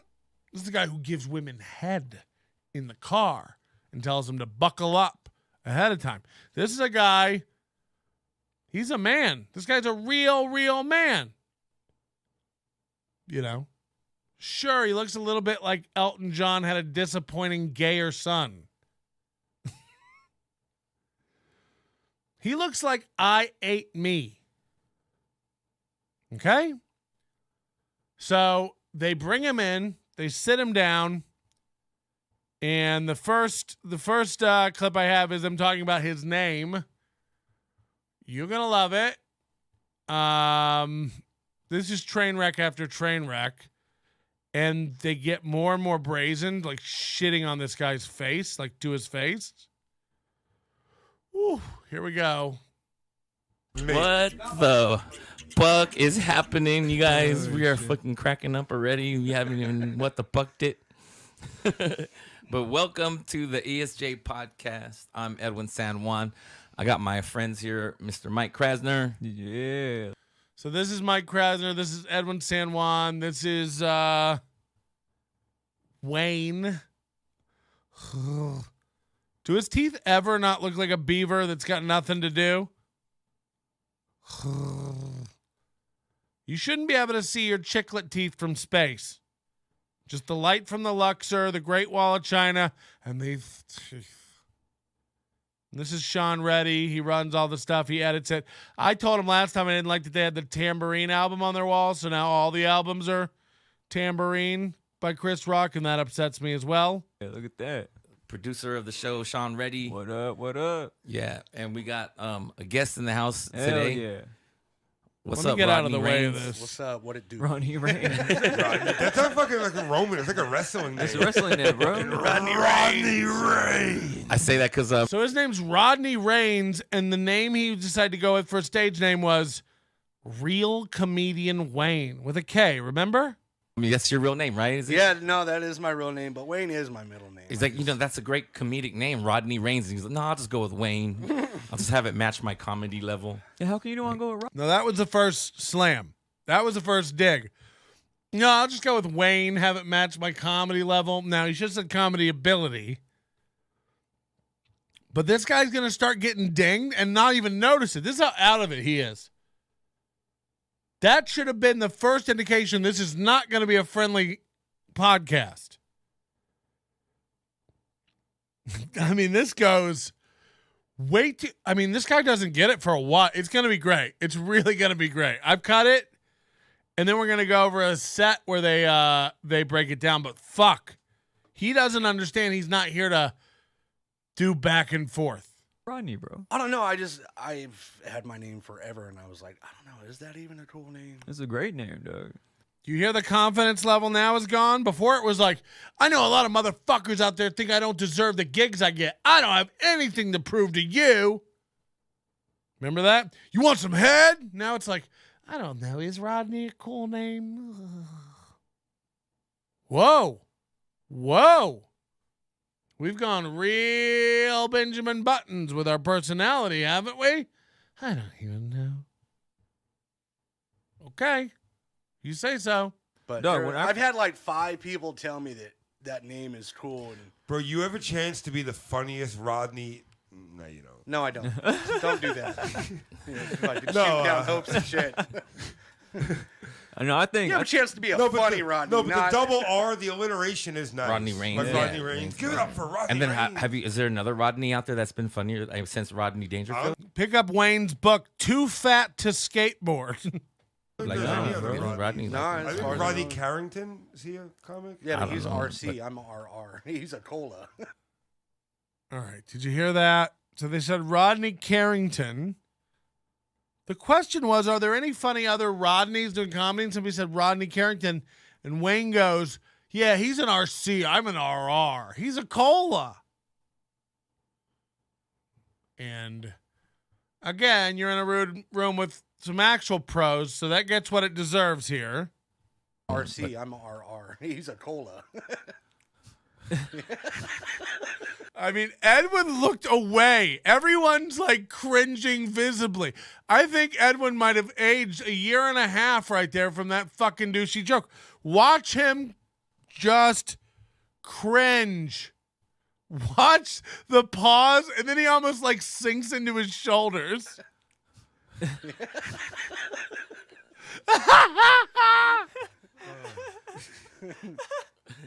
You're a monster. You're bro. RR. You're such a And I'm a monster, yeah. You're just a railroad track because it's a train wreck watching your shit, bro. Yeah, I got the RR, so be careful when you come up to me. He's got the Jill Carlson disease where it's like they're slamming you with a funny joke. You don't even get it. It goes over your head and you're like, yeah, like the RR, like approach me with caution. And it's like, way to take funny and just turn it into grapefruit juice in your eye. I mean, this is rough. This is rough. So that's just the first couple of minutes, and this is how Rodney Wayne met Edwin San Juan and got into doing comedy for him over there. We met, actually. I met you through Conan, I believe, right? The first time, yeah, and then you popped on Instagram and I joined in on it. So already the guy's retarded. He's like, we met through this, right? And he's like, the first time, yeah, but then I hopped on Instagram on your live and started messaging you. So it's like two dumb statements. Number one, you don't meet somebody more than once. How did we meet is once.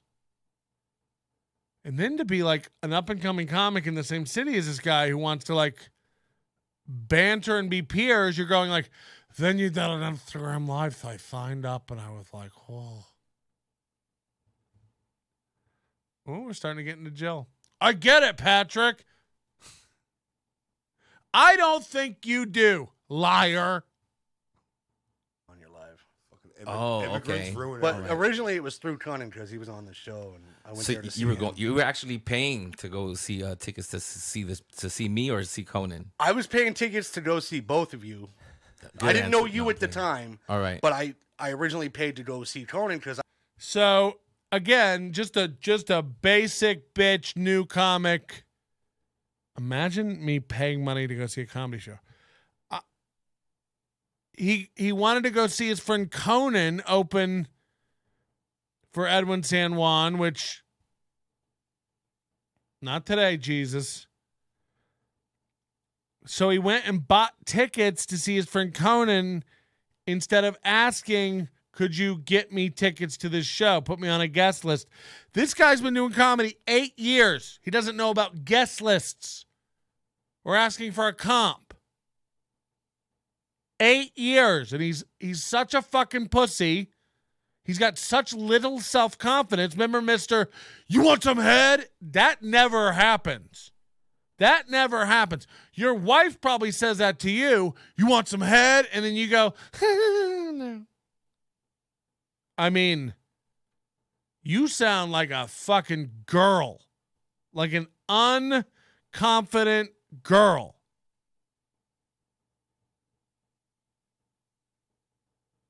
Now, how much were these tickets? Well, it's Las Vegas, so it might shock you a little bit. I wasn't aware that I could just show up, even though I was a friend of his. But yeah, I was put you on paying. a guest list or something like and that. then he 8-year comic doesn't know about guest lists. I didn't know I could just show up. He did. He put me on the guest list, or you put me. on How the much guest were you paying for the tickets? I got VIP, so I ended up paying $70 one time for your show, man. Why are you smiling at me like you got ripped off? No. Because he did, Edwin. Because he did. $70. I'm sorry. I haven't even seen your act. And go fuck yourself. What are you, Chappelle? Now, they do this in Vegas a lot. Almost every show is $100, $70, $80, because then they can afford to do 2-for-1s and deep discounts, half price tickets. You feel like you're getting a deal. $35 for a comedy show for, not a mainstream big level comic that's a healthy ticket price. When you throw in drinks and you got to buy Edwin's little dolls he sells after the show. So it's a ripoff. $70 he paid to go see his open micer friend open for Edwin. Probably a 5-minute, 10-minute set. That's how desperate this motherfucker is. For real. It was good. I haven't sent me dollars to your show, man. Am I ever gonna see that back, bro? Or... You didn't get no birthday I'm gonna need a cash? receipt, You fucking man. throw my way? No. I ended up because I wanted VIP. I had the money and I was like, "Fucking, I'm gonna do VIP front row," and I paid $70. And Conan was like, "Why'd you pay?" And I was like, and then he goes, "Why not?" VIP front row. Name a comedian who's been doing it 8 years who would want to go sit in the front row of their friend's comedy show. Even people who aren't comics know this. The comics hang out in the back. The comics don't want to sit in the front row, so he waddles up to the ticket booth alone. One, please. Slides $100 bill across. He's probably too fucking cuckish to even ask for change. Just keep the 30. Waddles over, gets a souvenir Pepsi. and wants to go sit in the front row to watch a show. An 8-year comic. It's getting painful. He still thinks it's just a fun interview show that he's on now, and it turns a little bit. So Conan told me that you're a comedian. I never seen your comedy before or anything like that, right? So yeah, Edwin San Juan can't be rude. He doesn't have it. You know, the Filipino confrontation gene. He doesn't have it. He wants to confront and start cleaning up. This show, this city, this comedy scene. But you have to be honest and address bad comics. So that's what he's trying to do here, and he's got to really dip his toe in. You never saw it, and then you ended up taking a chance, man. Has anyone ever truly seen it?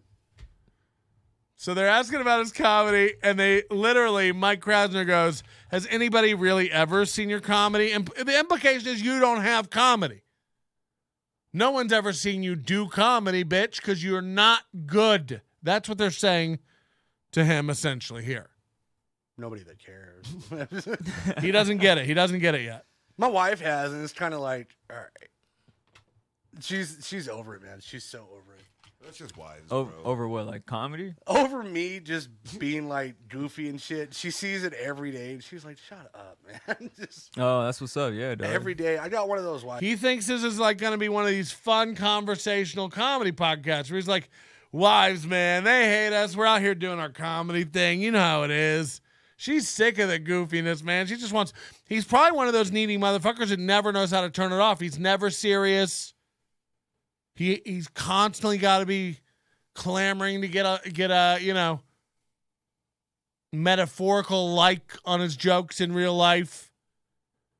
He seems like a needy, insecure, overbearing motherfucker. That was good though. Did you hear what I said? Did you hear what I said up there? The one about the jorts. Did you hear it? Because I changed part of it. Did you hear the new part about the corn? Yeah. Cool. It's Michael Ray Bauer. Soon he'll be doing toilet tots, I bet. It's cool with it, you know what I mean? Like she found out I was doing the show with you, and she was excited because she grew up watching you, and she's the one that introduced me to who you were. So remember this. A minute ago he said, Edwin San Juan said, "Who did you buy tickets to see?" And he goes, "Oh, both of you." And he goes, "I didn't really know about you, but I bought tickets to go see Conan, his friend who was opening. And then I learned who you were through Conan." And now he says, "My wife's watched you growing up her whole life, and she's the one who introduced me to who you were." So already lying here, already starting to scramble a little bit. You just said you bought tickets to see Edwin San Juan. You had no idea who he was. Okay. And then when I told her, "Hey, he's going to let me start doing the show with him," she was like, "What?" I was like, "Yeah, you can't come," and everything else. Well, I'm sure she's used to that being with you.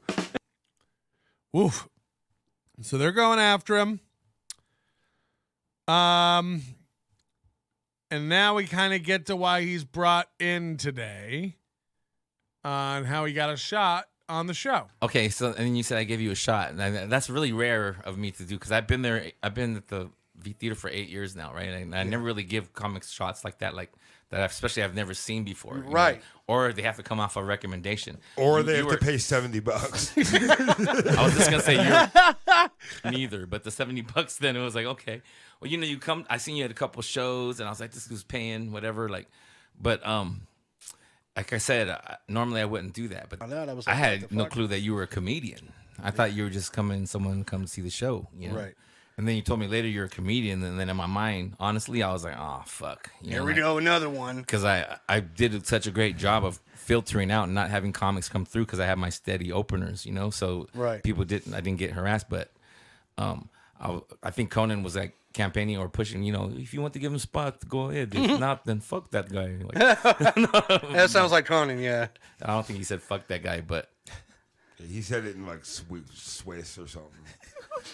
So since I had Waldeck on there, I was like, bro, it can't get any worse. Like, see what happens, It's like sometimes Waldeck's like, it's 50-50 with the hit. Sometimes he won't. So I give you a shot, you know what I mean? And then, So he goes, so I gave you a shot, you know what I mean? And like they're trying to get into telling this guy how bad he sucks. The guy that months ago was running around wagging his finger saying, don't be mad, I'm climbing the ladder, motherfucker. I don't got anything to prove. This guy sucks.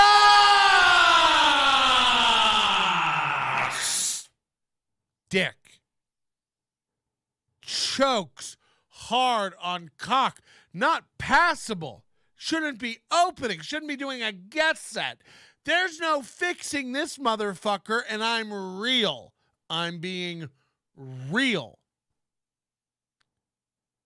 This is beyond repair. He's totaled.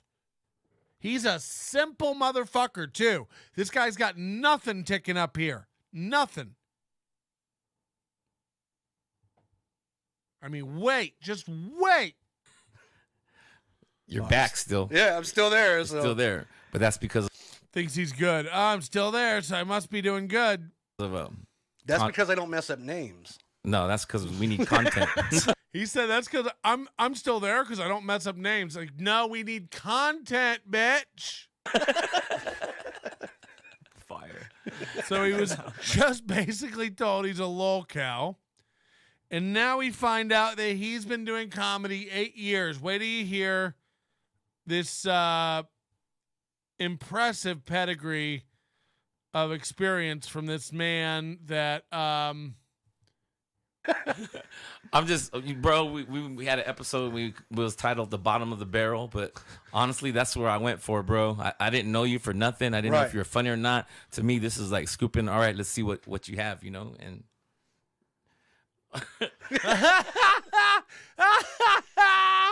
every time they bring up what he has or how he is, he can't even talk. His Asian embarrassment makes him just want to bow and leave.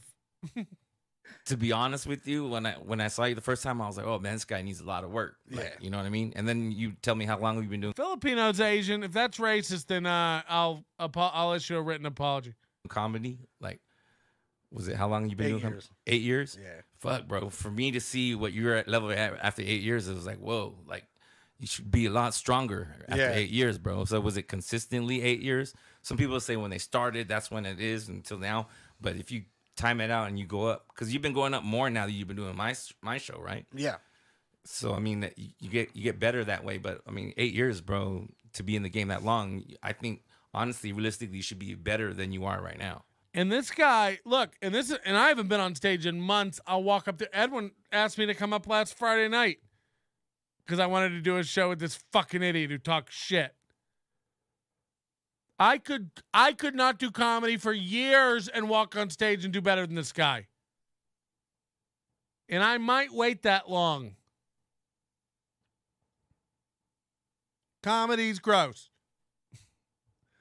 So this guy sucks very, very, very badly. And he thinks it's helping him to walk around and talk to guys like Edwin San Juan and go like, I've been doing it 8 years. Like, that makes me a peer. We've both been in the game a long time, right? Just tapping cigars and ashtrays and swishing around some whiskey. No. When you tell people you've been doing it 8 years and then they see you go on stage, they go, doing what? This? For 8 years? Leave the biz. Leave the biz. It's rough. It's rough. He's used to getting these big laughs down at Wisecrackers for saying the word drugs. He doesn't know what a real fucking club is. He doesn't know how to really get a laugh. This is shit.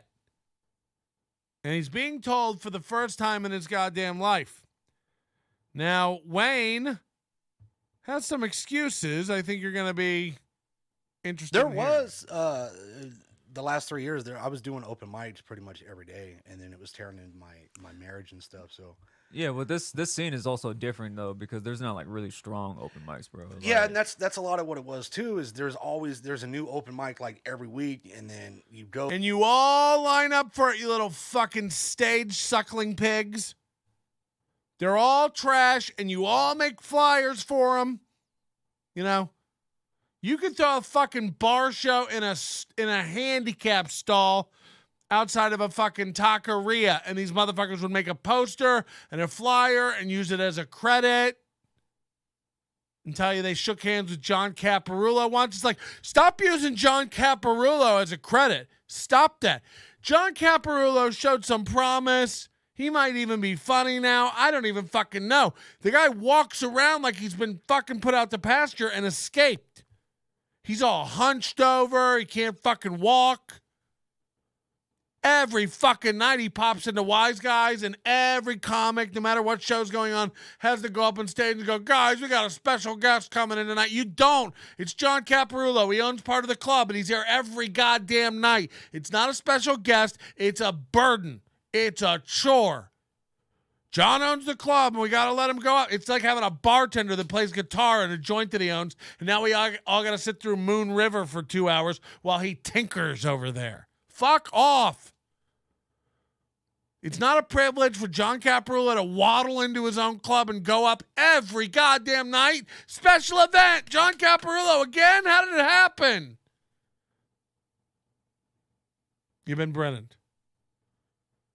So all these Wise Guys is the worst for people's egos because they do anything and put anything on stage and still can't be open all week long. They still can't make enough money to be open. So imagine John Caparulo running this comedy town. Like, imagine that. And if you don't know John Caparulo, a.k.a. Cap, correct. Go there, and there's not really anybody. Promotion stinks. Yeah. And it doesn't last long, or it disappears. Usually, or they're in the middle of nowhere. Usually there's no promotion for at open like mics, 11:30, 12 o'clock at night, and by that time, it's like, no. So he doesn't want to go out to shows. All these shows are late. They don't promote enough. It's like, bitch, you should never be on a flyer. No show you're on should ever have any promotion. And the fact that Edwin let you onto that stage and continues to allow you onto the stage, I'm sorry. Like, I'm not even saying that guys shouldn't get chances and Edwin shouldn't be taking chances on these guys. He should. That's how people move up. They get chances. Waldeck is at least learning how to fucking swim. You're a goddamn anchor baby. You should go straight to the bottom of the ocean with King Triton and just learn to stare at fish for the rest of your existence. Don't ever stick your head above that shoreline again. We don't want to see it. The guy doesn't have it. This Wayne guy doesn't have it. He doesn't have the timing. He doesn't have the instinct. He doesn't have the perception. He doesn't have the listening skills. He's missing everything these guys are throwing at him. He and just offers his own weak-ass punchline. It's like, we get it. We get it. You're not listening. And the overcompensation, because you're not listening, because you're trying to think of something funny to say, means that you're missing opportunities and cues to participate in a valid conversation. Because you're so fucking fragile. This is bullcuckery right here. Oh, they don't ever promote him enough. It's like, what, the open mics you frequent, you dork? That's the one thing I've learned doing the Wise Guys a lot is within the first 30 minutes, the crowd's still there. Yeah, but Edwin has a theory on Wise The Guys. first 1 to 12 comics, they're still there. After that, it kind of just goes downhill and everybody's The first 1 to 12 comics. These guys really do. They do open mics with like 40 comics that'll start at 11:30 midnight. They'll end at 2:30 p.m. and the prize for the open mic is like Thai food. It's like, hey, it's 3 a.m. Strap in and get some Thai food. Because in Vegas, all the restaurants are open 24 hours. All the bars are open. You can sit at a bar, play video poker, smoke a cigar, and eat a burger all at the same time at 4 a.m. God bless America. But that also means there's fucking comedy shows sitting there. Edwin San Juan's in the chat says part 3 next Tuesday. Jesus Christ. I hope there's a coffin involved. Fuck this guy.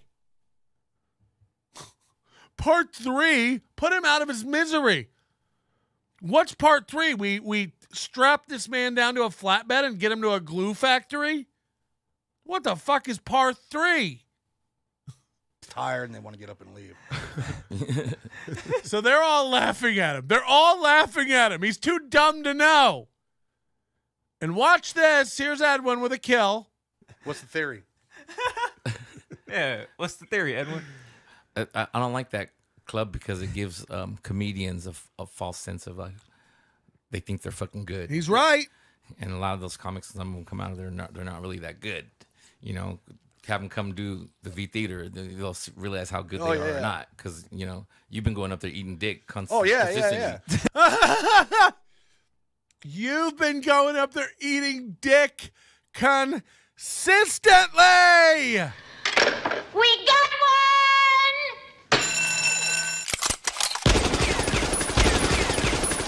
I mean, that's rough. For a guy that was running around Facebook shitting on other local open micers with less experience and more talent. And the guy that you look up to tells you that you eat dick consistently. Whew. Whew. I don't care if you even don't like the guy. Like, that's from a guy who has no reason to say that to you, to sit you down and just give you a fucking end of the year review like that, dog. Well, it says here in your file you've been eating dick consistently. Can I smell that breath? Would you say you've been giving it your all? Giving it my all. I mean, that's rough. That's rough. I got to hear the eating dick thing again. So it's like people have them come do the V Theater, they'll realize how good they are or not. Because, you know, you've been going up there eating dick consistently. People go to that other club and they're killing. And they're like, oh my God, I killed. See, he's taking himself out of it and framing it like he's not the one he's talking about. It's like, oh, yeah. People go up there, they're like, oh, yeah, I thought I was good. It's like, no, people don't. You do. You fucking tub of mayo equivalent of a human. Oh, yeah, people think they're good. It's like, people don't. We're talking about you. It's still not really fully clicking on this guy. This is a goddamn ambush. And Edwin is Charlie, even though, you know, might not have been casted quite right. I thought he was just going to be like, it's an easy room and then move on. But. I just I'm tired of saying the same thing. That was a whole different... See, Edwin's starting to bark a little bit. I'm tired of saying the same thing. I'm just going to say what I mean. You suck. Theory, bro. That's still the same thing. It's still the same theory because you get these people's egos. And there's so many comics, and you just have to wait. And see, he's trying to jump back in again. Like, yeah, Edwin and I are sick of this stuff. It's like Edwin's not with you. He's telling you that you're one of the so many comics that suck dick. He keeps trying to reframe it like we're all on the same side of the table here. Yeah, right, Edwin? It's crazy down there. It's like, bitch, please. And over there, it's all favoritism. Yeah, it's all favoritism over there. Rodney Wayne can't get a break, guys. If everybody would just let him, including his wife, he would be famous by now. He would be blowing up. This could be real, real big. So the thing I was talking about was I've been here 8 years, right? See, they all, like, Mike and Sean know that this was all fucking ambush, and this guy's still just sitting there like, we're having a good time on the podcast. Unpause. And the show's been successful, right? Now that I've opened up my doors to having newer comics or comics as yourself, right? I would consider new, right? Oh, yeah, very. You know, and again, if I'd been doing it 8 years and he called me new, I'd be like, no, motherfucker, I'm not new. But he knows that's a lie. He knows it's not a true 8 years. He's saying 3, and I don't even think like you'd pass as a 3-year comic with any talent. So like he does this thing where he's like, I'll tell everybody I'm 8 years in and get respect, but it's like, you suck. So when we see you say you've been doing it 8 years and go up and bomb, we're just like, Jesus Christ, how bad was he when he was new? When fact is you're new, you dabble. You dabble in comedy. You're not a comedian. Your wife lets you go out 2 or 3 nights a week. If you're honest, you don't even fucking break even. all your profile shit and your Facebook's like, I'm CEO of me, comedian, full time, stand-up comedian. It's like, bitch, you're a house husband. Be honest. If you don't have a real job, if you stay at home, you're a house husband. You do it for the fucking kids. And if you're saying that's not the case, you're a goddamn liar. You ain't making money at comedy. I don't care if Edwin hands you $30 at the end of the goddamn night, which he shouldn't. He shouldn't. If anybody should be handing money out, it should be you at the exit giving a portion of the proceeds from tickets back to the people who had to watch your beard get longer while you stumbled through what you think are punchlines. That's the only money that should be changing hands. Matter of fact, if I was a patron, who had gone in there and seen you perform under the guise of some professional show in a theater, and they waddled you out, I wouldn't care if they wheeled you out on one of those fucking hand trucks like Hannibal Lecter. Unbind your mouth and let you just into the mouth for a sec. I'd want my money back. I'd be flipping tables like Jesus in the temple. Too early for Sunday school? Jesus Christ. I mean, this is not even a joke now that I know this is $70, $50 a ticket. You can't put him up. If you go bomb at the Comedy Cellar trying to get past, they don't go, come back tomorrow and try again. You're out for years. You don't get to come back and try. Now, I know the stakes are a lot longer over there at Edwin San Juan's Ha Ha Hut, but how about a little fucking respect? $70, and you're going to walk in there like that, like you work at a Lids in the mall? Like, I can't. Wow.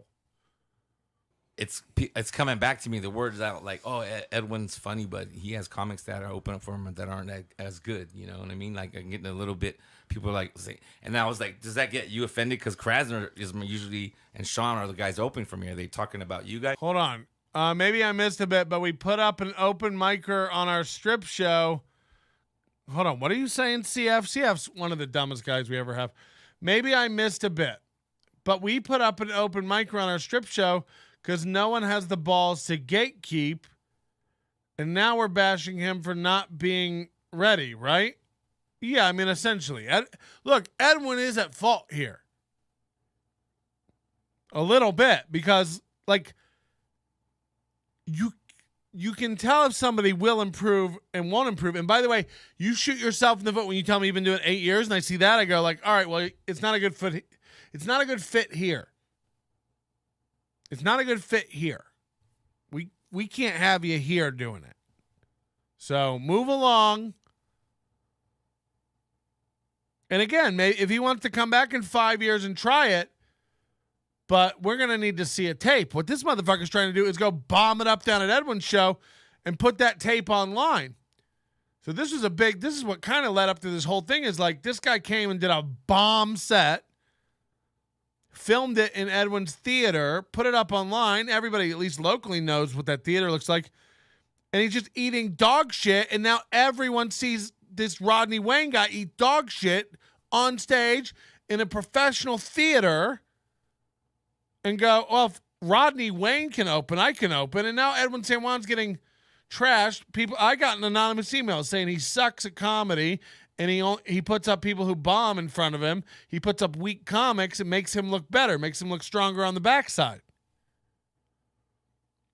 Edwin's complacent. He's been there 8 years. He's just looking to cash out and ride to retirement, right? Right, Edwin? But, you know, I don't know. I don't know. How do you look? You can't. So Edwin messages the guy saying, take that fucking video down of you bombing it up in my house. And he takes it down, you know, cucks it up and apologizes like he does. You know, he is not the same guy who was turning to his wife and laying down the law with his tongue. You want head? That's not the guy we're seeing now. We're seeing, no, I know. I don't even know if I have a good name. Is it a good name? I don't know. Is it a good name? It's like, okay. So you're either an 8-year comic or you're a new comic. He just called you a new comic, and you went, yeah, I'm a new comic. I'm a new comic. But in my mind, it's like, no, they're not, because we never heard of that until recently. But it's because I'm letting newer comics come up, right? Right. Before the show. So, I mean, I'm taking a chance bringing you guys in because people are paying $70 tickets to see the show. They don't want to see. That's insane. New, bro. Peak days is like 120. Yeah, when it's crowded and stuff's going on, you know what I mean. It's just like hotel room rates; they go up too. So do the ticket prices. Mm-hmm. But I mean, I'm taking a chance with you guys. So when you guys eat a dick or these guys fucking bomb it in front of us. So 2 times now he's been told to his face that he eats dick. I'm sorry, man. I'm so, like, wow. To your face. After wagging your finger at the Las Vegas comedy community, going like, I know you guys don't think I deserve the spots I get. It's like, bitch, the guy who gave you the spots you don't deserve is telling you don't deserve them. He's telling you. Harrison Dye says, and Waldeck's worth the money? I don't know. Is that a question, or are you saying he is? I don't know. I don't know what Waldeck does. As you might have heard, I'm out. I don't really go out and check the scene anymore. So sometimes I'm unplugged. But you guys tell me, I get so many goddamn tattletales telling me everything. And people tell me that Waldeck's doing okay. By the way, I don't know what they make down there to open. I don't know do they make money, or is it just an opportunity? I'm not saying Waldeck deserves it. I don't know. Send me a video of Waldeck bombing. Bring Waldeck in on the podcast. I'm telling you, this is crazy. You know what Waldeck doesn't do? Harrison says, I forgot I used my actual name. I don't care. I'm not after you. I'm not after Vegas guys. No matter what your little partner, Andrea Vikramson, will tell you. I'm aware of you guys. I've tried to sit through several of your podcasts. Back in the Thai days. So look, again, I'd be willing to bet everybody on the goddamn comedy tour bus that you guys do is 10 times funnier than real comedian Wayne. As much as we tease and shit on on all the comedy tour bus guys, look, that's a great job for comics. Probably make some decent money if you're good at it. It's a great way to learn to read people and do crowd work, make your own schedule, have flexibility. I understand all that. We bust a lot of balls around here, but that's real. I get it. Respect. You got to start somewhere. You got to do something. It's a great job to do if you want to do comedy, especially if you want to start traveling and doing comedy. If you just want to be a local Vegas guy who does comedy at night and live in an apartment for the rest of your life and do tour busing, I'd suggest maybe going to some night classes somewhere for a skill. But if you're all in and you're gonna be a comedy guy, it's hard to give a tour bus. I wouldn't want to go be given a tour on a bus after age 50. That's what I'm trying to say. I'm one of the tour guide comics. I know all of you and what you all do and what you're all up to. That's why I bring it up. Anyway, so I'd be willing to bet almost any one of those tour bus comics is funnier than real comedian Wayne. Because, I mean, accidentally you'd have to be a little, get a chuckle out of something. Like, fucking hell. So I get it. But this is rough. It's good that the whole show's not a bomb because, right. Only one comic's going up there sucking. You guys go up there and handle it. I go up there and handle it. Again, they're just telling him to his face over and over and over again. You suck. You suck. It's cool because there was one time. That's the indicator that you got to get better when that. I love that. Edwin's so nice. He has to keep circling back and in case I'm not making it clear, You're bad. Get better. You're bad. You gotta get better.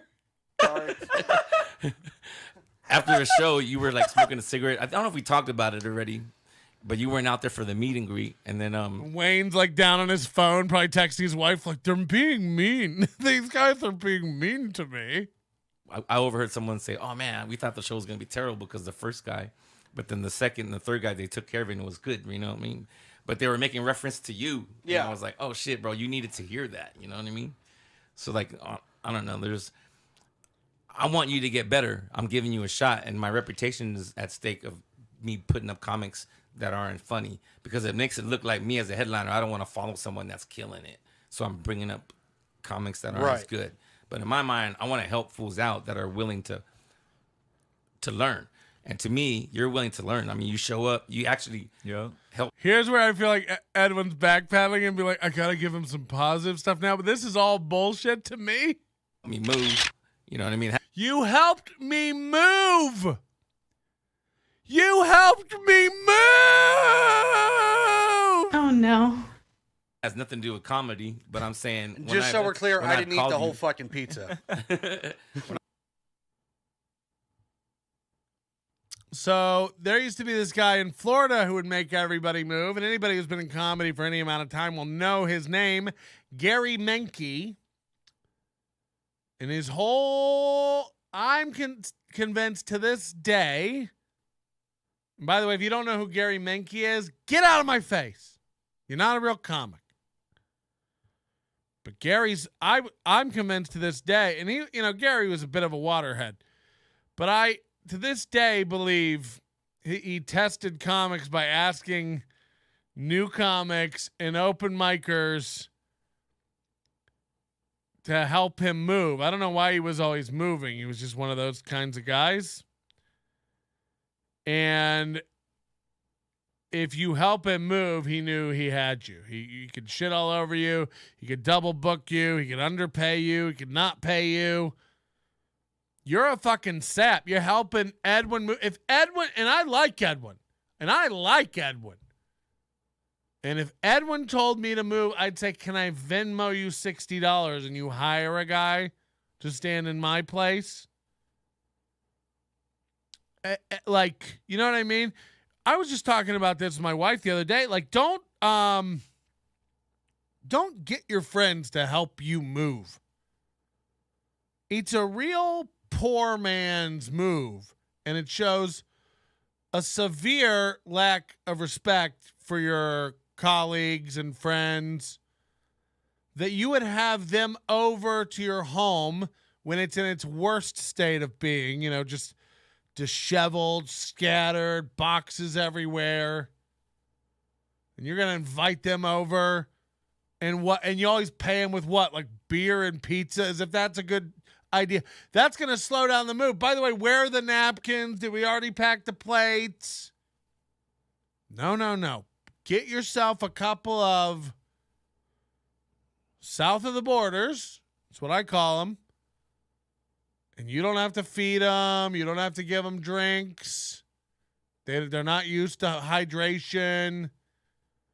You can kick them and whip them if they go too slow. Sometimes I pull that ramp out of the back of the U-Haul and I grab like a 2x4 and I smack their little butts. They always have the tiniest butts. The Mexican moving men, they have the tiniest little butts. They're so strong. And they'll pack it up and they'll move it and they'll have your whole place into the new place. Every box in the room it's supposed to be in. Your friends are not good at moving. They don't know how to move. Who, Andy? You think he's got a good back? Get fucked. Friends who help you move sounds good. I'm going to save money. Better for the environment, like a paper straw. You know what I mean? Like, this is gonna be great. You take 2 sips, they carry 2 boxes out.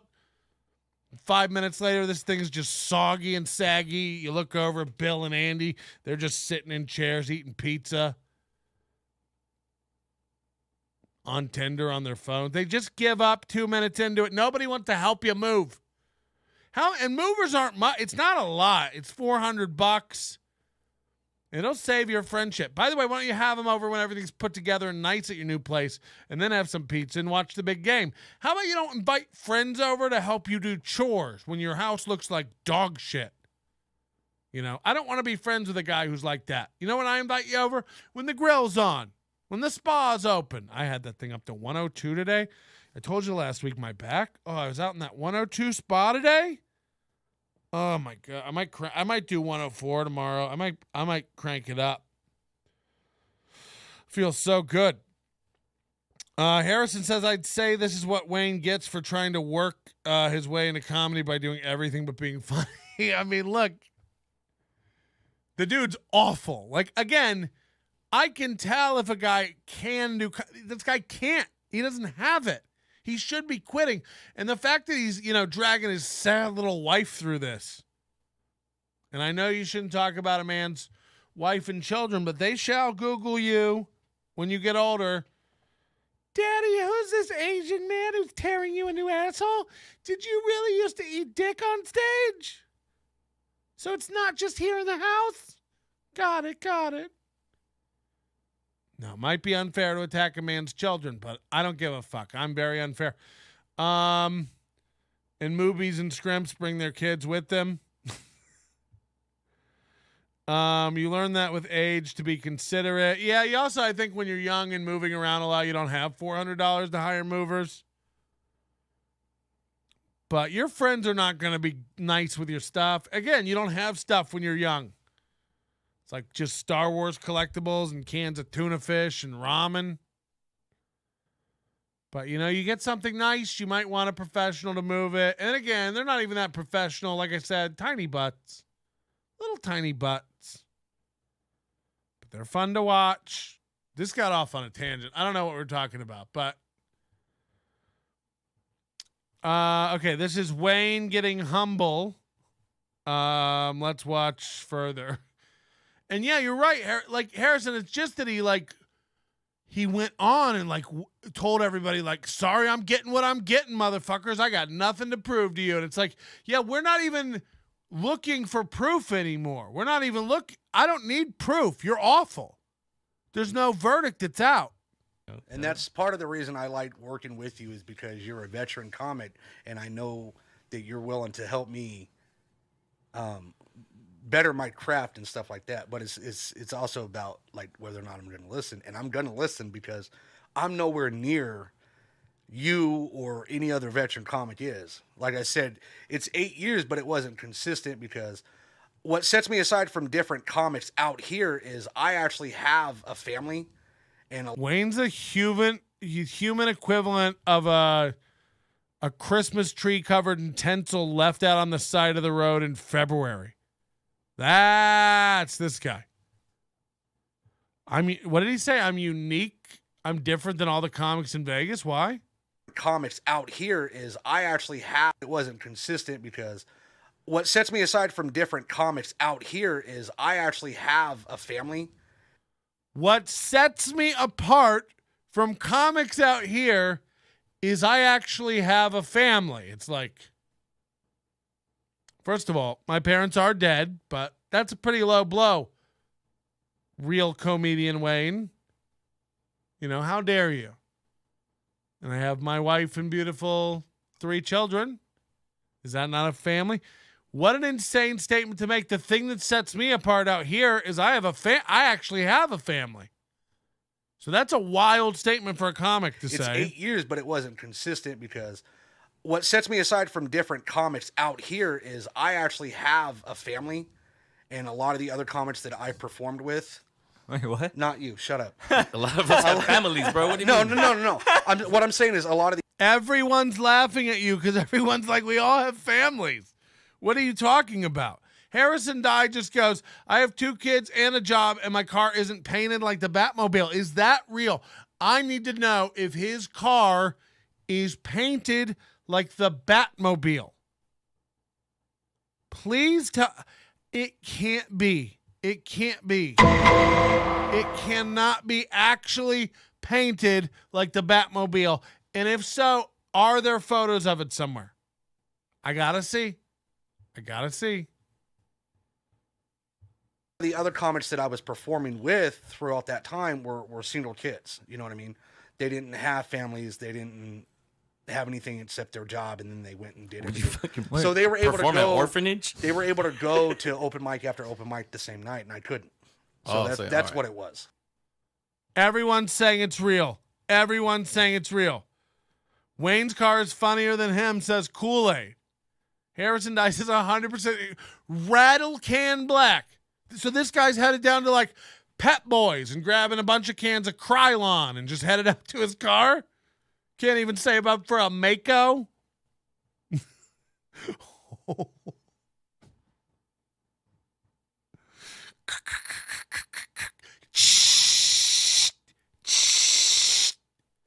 And then what? Like stenciled out a Batman logo on the hood? Holy shit. This video is just titled Wayne Cucks Out Completely.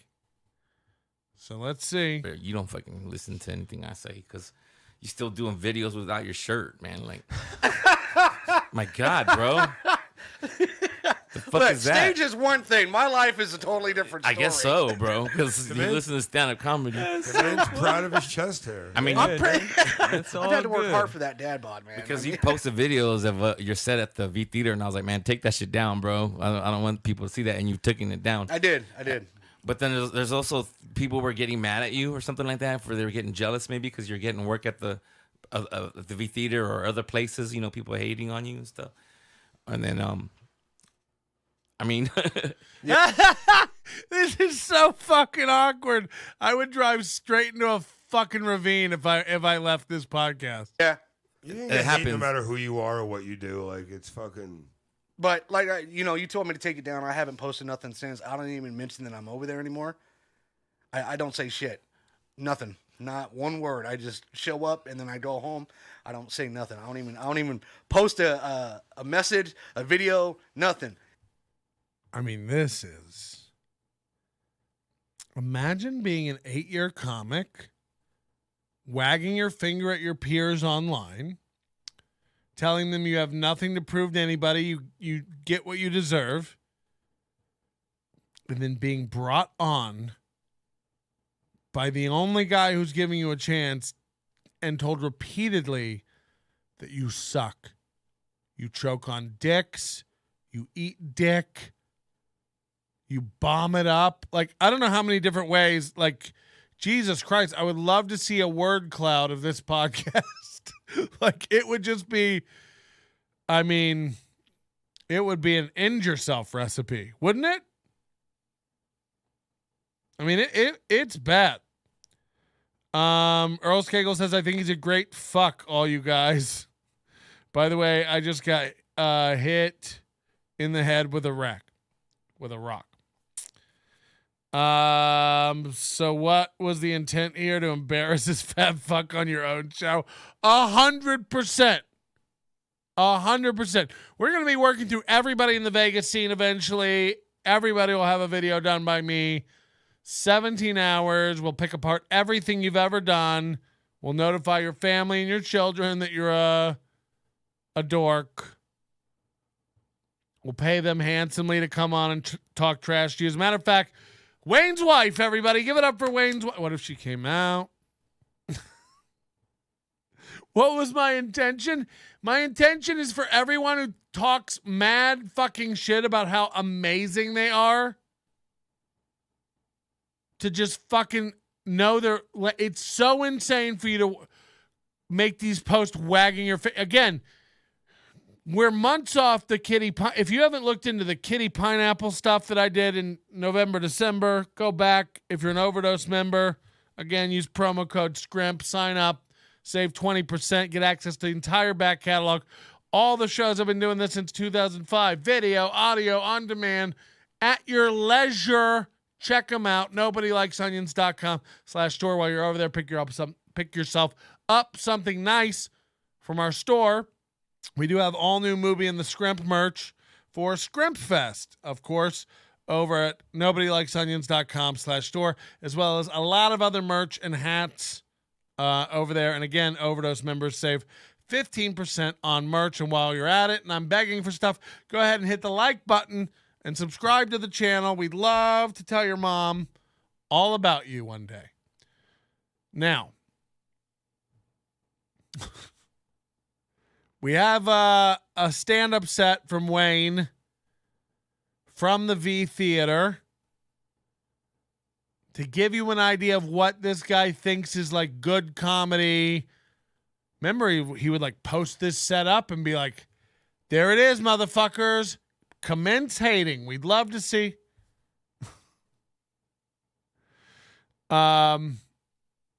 It's just wild when people aren't objective about their own shit. Like everything I do, I consider garbage.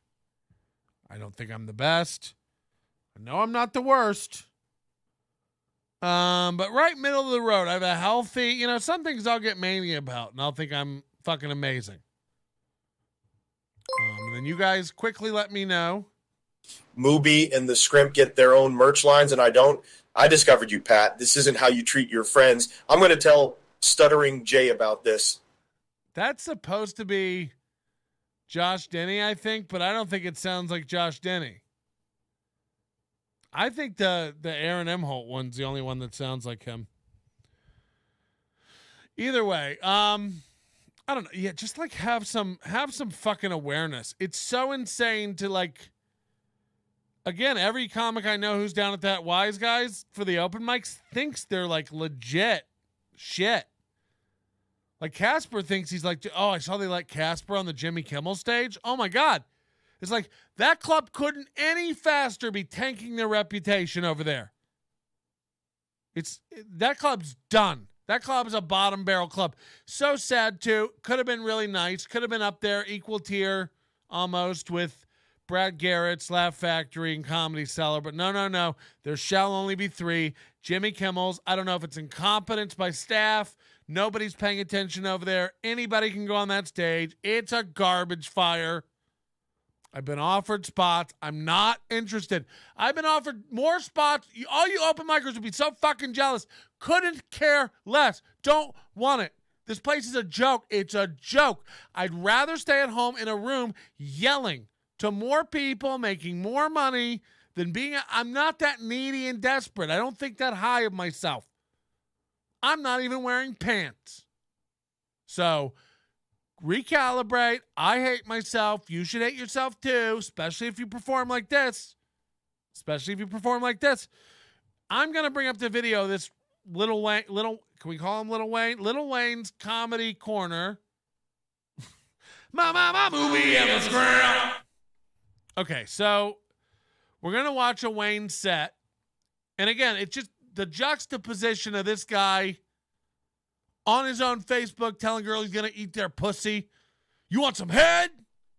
Meanwhile, here's I took the video down. I never even tell people. I come in, I do the, and when they ask me if I perform at the V, I say, I don't even know what you're talking about. And I come home. I don't even tell my wife where I've been. I come straight in. I wash my hands. I wash all the fucking bombing out of my beard so she can't smell it. Nobody even knows. It's like, what a different guy. What a different guy.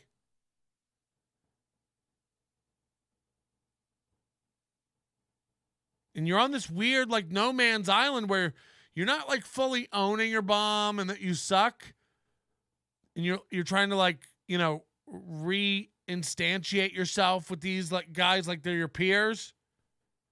And at the same time, you're fully cucking out like, yeah, and I would never post it again. And I told you that I should have never posted it. And I actually burned the phone that I recorded it with. So it won't happen again. There's no copies, not even in the cloud. It's like, ooh, okay. So very, very I would say submissive is the word. And again, here's how you know. No 8-year comic would act like this around Edwin. And again, I don't know, maybe they would, but not a real. Again, I have a healthy respect for Edwin. But I've been doing this 20 years. There's nothing Edwin San Juan could do to me to make me feel less about myself or make me think that I'm not funny. I know better. And I'd bark right back at that motherfucker. Let's go. Now, does that make me an asshole? 100%. And that's how you know you're a good comic. Good night, No, I'm kidding. Don't listen to anything I say. None of this matters. But what I'm saying is, like, you can tell he's like a submissive pussy guy. And like, I would be, if somebody was telling me I bombed and I sucked dick multiple times, if someone said I sucked dick, you don't think there would be a little bit of pushback? A little bit. Now, again, I'd like to zoom out and just remind everybody that Rodney Wayne has more fucking subscribers than Stevie Lou on YouTube. 178. Stevie Lou's around 118. This is a guy who goes on every podcast he can do. Thousands and thousands of viewers a week. 300 on YouTube. He hit today. He hit 300 followers on Twitter today, and he has 118 on YouTube. Sorry. 118 on YouTube. 300. It's like, guy can't stop putting everybody down and talking about how great he is. It's like, one of these guys with 9 podcasts, all of them have 7 episodes. All those episodes have 3 views. Again, walking around wagging his finger, telling everybody what's what. It's like, you've been on everything and everyone collectively went, nah, we're good. Imagine going on hundreds of podcasts for over a decade and not being able to round up 300 people who might want to hear what you have to say at another point in time. I don't think it's possible. I don't, like, you know what I mean? That's not even possible.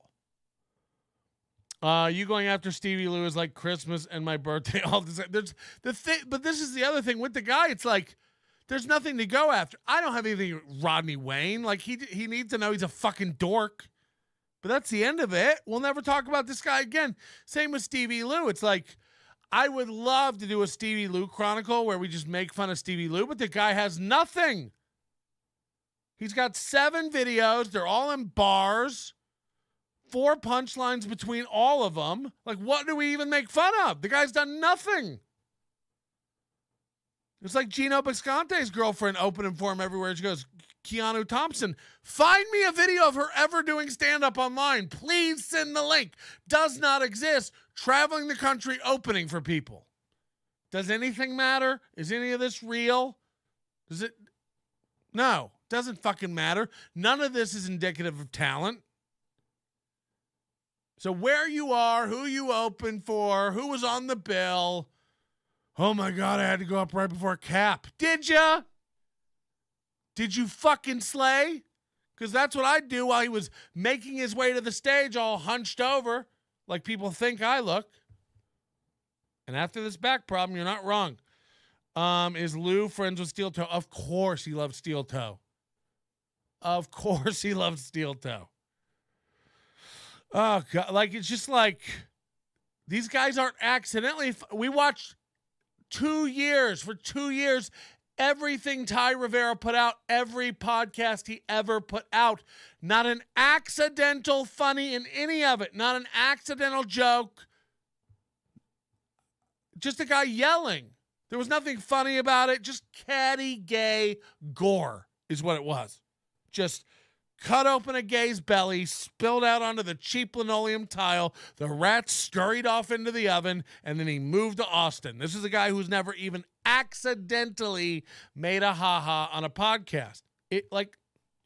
How? How could you not, as a comic, just naturally in conversation, be funny occasionally? Doesn't happen over there at the Ty Rivera factory. I've watched Big Irish J streaming games and talking to his dog be accidentally funny. Hello? Because he's a comic. I would love to see Ty Rivera give one of those Hoover Dam bus tours. Arms crossed, front of the bus, refusing to hold on to anything, just bouncing around. You know they're the lowest quality buses. They break down all the time. He's on the side of the road just complaining about how hot it is. I ain't carrying you to the Grand Canyon. I gotta go feed me you. Like that. I'd pay for that tour. 100%. Stevie Lou makes Wayne look like Dave Chappelle. You ain't wrong. and they don't even ask me anymore. And they're like, "Are you still at Planet Hollywood?" And I'm like, "What?" It's like he's hooking up with the popular hot girl at school, but she doesn't want anyone to know about it. So she's like, "Yo, don't tell anyone." They just hook up in like the janitor's closet, and they like, go their separate ways. They have a janitor's closet, but you still. For me now, yes. Yeah. Well, actually, you record it for us because we're gonna watch it right now. Oh, that's right. Is that cool? Oh, yeah. And let's watch like, this shit show. We're gonna Would you like to see a set of comedy in a professional theater by Rodney Wayne, comedian? Here we go. Hello and welcome to Las Vegas Live Comedy Club, starring headliner Edwin San Juan. You can tell it's cool because of the pew, pew, pew, pew, pew, pew, pew. Vegas. Comedy Central, NBC, Showtime, PET. The bottom line is he's extremely funny and he's here. Wayne's beard is upsetting. Yeah. We need to lay out some ground rules. Rule number 1, no talking. You may be the funniest guy at the party. You're not going to be funny here. And last but not least, please put your cell phones on vibrate. You may be the funniest guy at the comedy show. Unless you're Wayne, put your cell phones. Now that we got that out of the way, are you guys ready for a great show? That was... This is the worst energy in a room. There's like no music or anything, but these lights are like moving around like they're supposed to be. And it's just a guy like, are you guys ready for... Sorry, Edwin. Pathetic. Let's do that all over again. One more time, Las Vegas. Hold on, are they playing crickets? See, that's not good either because it's like it's not crickets. Oh, no. I haven't watched this.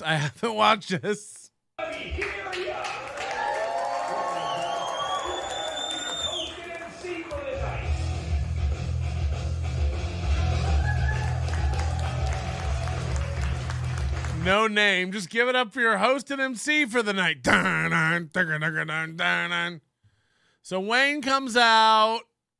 He's got his hoodie.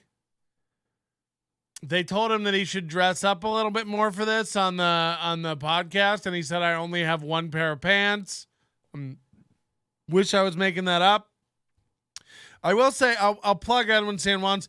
They watched this video and shit on it for another 30 minutes. I'm going to go through it faster and do my own shitting on it because I've had to pee for about an hour. And I don't want to leave you people, so we'll go pee before the after show. But it's a 10-minute video. We're a minute in. Wayne's just walked out. So it's going to be 9 minutes of comedy, or as people down at the Comedy Cube call it, a special. And it's a packed crowd. I'd say we got at least 100 people in here. I can't see how far back it goes. There might be a couple hundred. I can't tell. Do some Kegel exercises for that. I've been sitting on the whole hose the whole show, sir. Okay? Urethra akimbo. I don't want to hear about it. I know all the tricks. Look at this. Beautiful. One more time. Let me hear a round of applause. So you walk out and immediately beg for more applause. Great start. Awesome. How you guys doing? By the way, from the side, this guy... Oh, boy.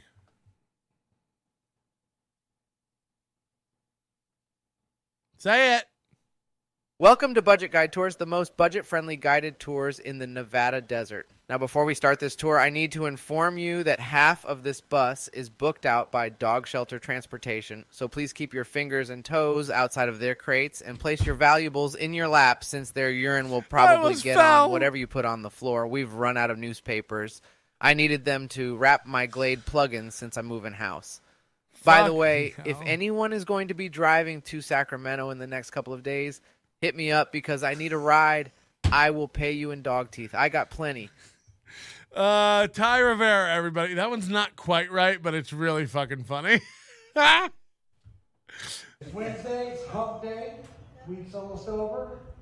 I'm Wayne, your MC and host and first comic of the night. What the fuck? So hold on. He comes out. He goes, "Yeah, give me another round of applause." Wednesday, hump day, week's almost over. I'm Wayne. It's like, holy shit. He's so nervous. Like, oh boy. All right. Glad to see everybody. Glad to see everybody. What's happening? I gotta go back. That's wild. I'm Wayne. Glad to see everybody.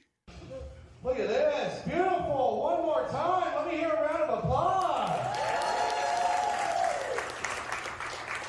Awesome. How you guys doing?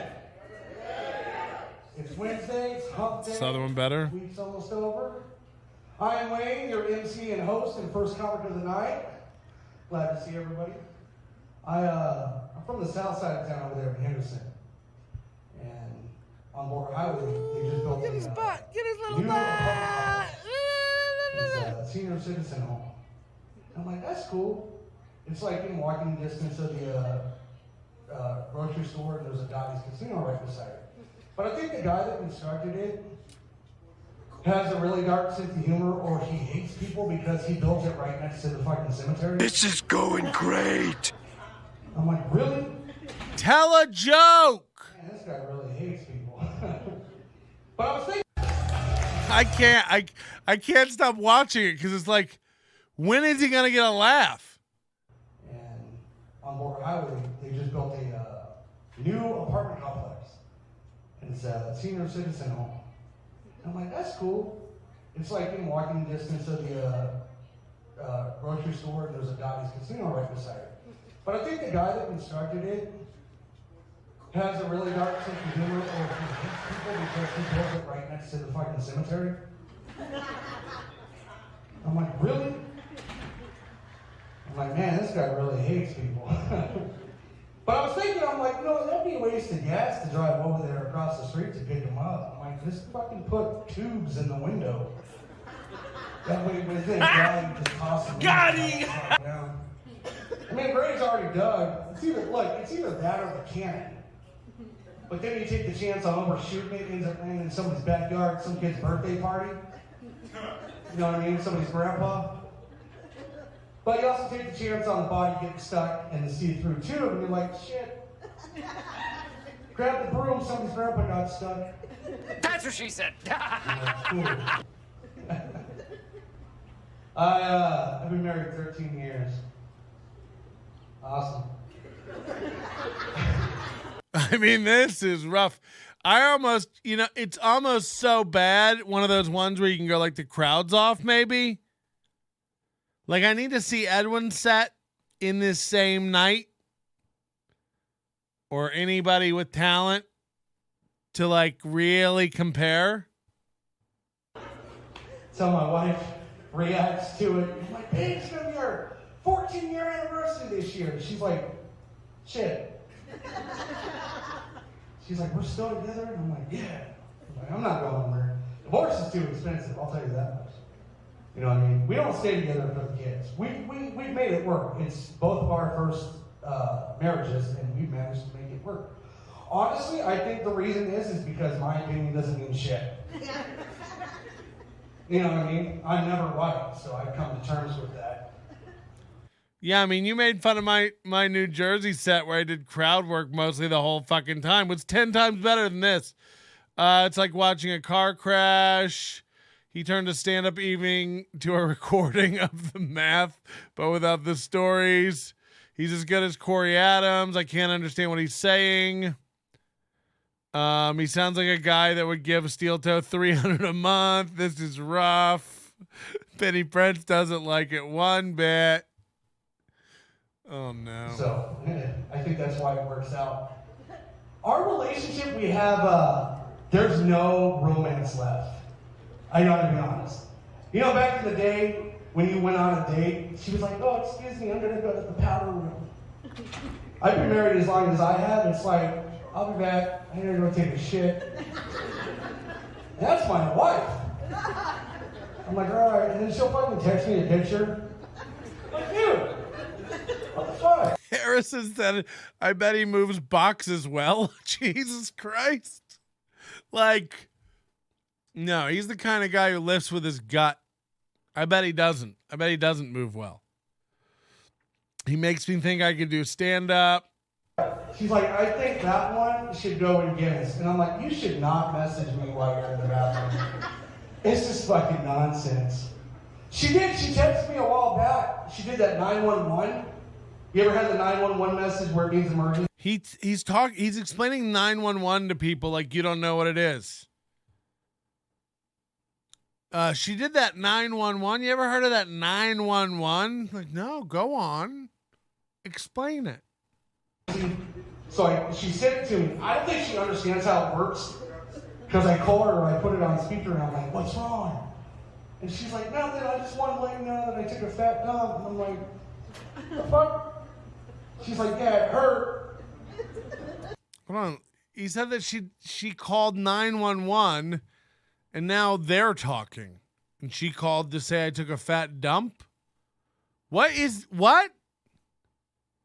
She called 911 and got him, and then said I took a fat dump? Is that the bit?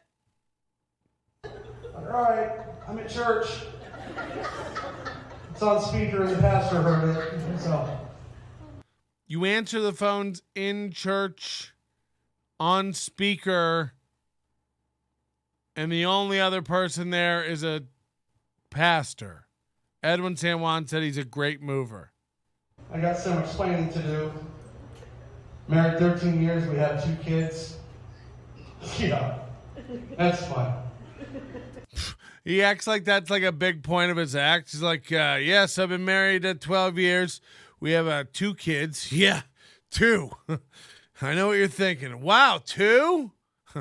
Yeah, that's fun. It's like, Jesus, bro. I'm not too certain about him, though. I come home, the little one's on the banister, licking the fucking railing. I'm like, what are you doing? Low iron? And he's like, no, I dropped Sarah. We were out of napkins. All right. I go into the living room, I walk by the bathroom, and I hear, I'm like, that's not really a place you want to hear smacking come from. So I open the door a little bit, my son's in there, and I'm like, what are you doing? He's like, oh, I'm going to the bathroom. I'm like, yeah, I see that, but why are you sitting backwards? He's like, oh, I got hungry too. You gotta eat that pussy. Give her head. Give her some head. I don't even know anymore. I'll be 30. Shit, see, I already forgot. I'll be 40 this year. Whoa. My memory's already going. I'll be 40 this year, and I'm starting to become that old guy. Not like it's a bad thing. You know what I mean? Like, growing The up, audience is like, you're starting to become the old guy. We wish you'd become the funny guy. Things that I do as an older person that I didn't enjoy when I was younger. Like a couple years ago, the Olympics came on. I actually watched it.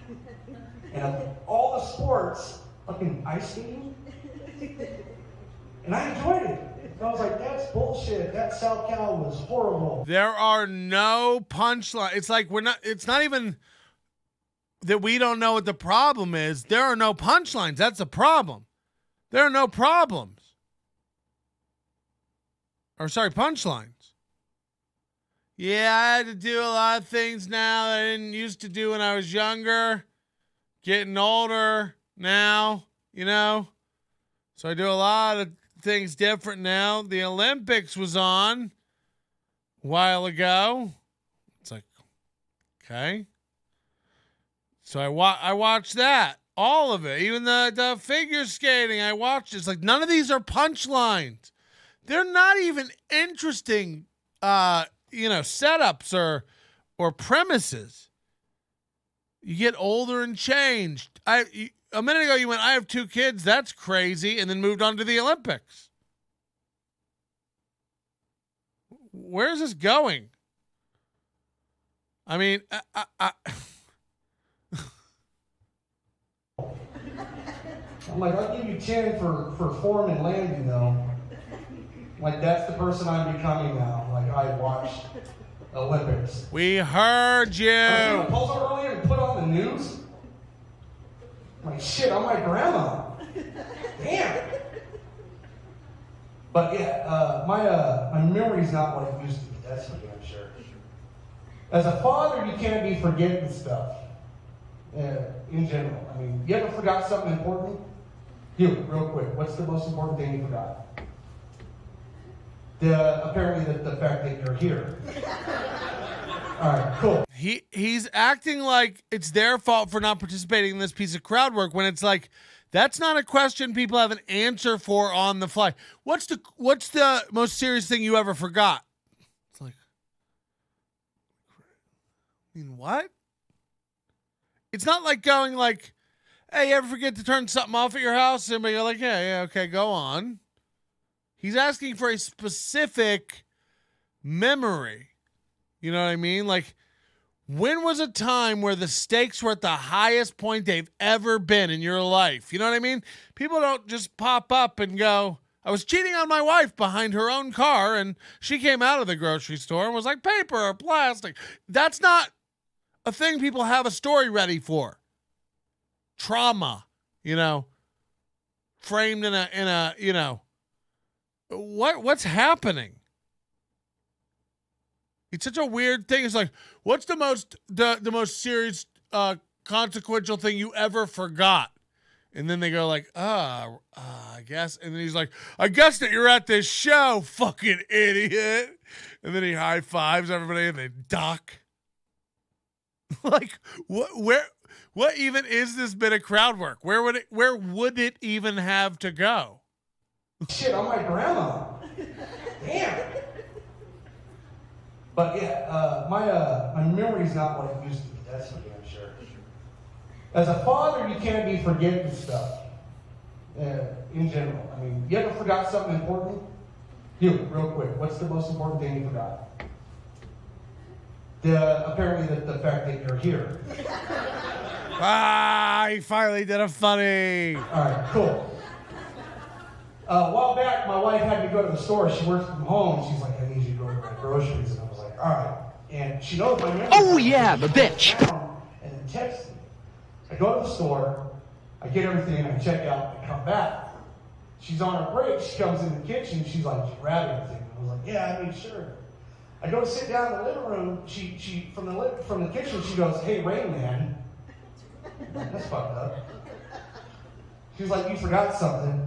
I said, no, pretty sure I got everything. I read the message and I read the note. She's like, yeah, you got the food, but you need to go back and get our kids.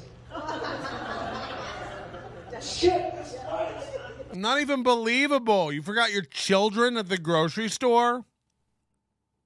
More than one? All that for that. That whole joke. I'm getting older, but forgetful. What's the most forgetful thing you ever thought? I gotta stop being here tonight. Blah, blah, blah, blah, blah. One time I went to the grocery store. All that for forgetting your kids at the grocery store. Yeah, I'm with our fucking chat room on this. Collectively.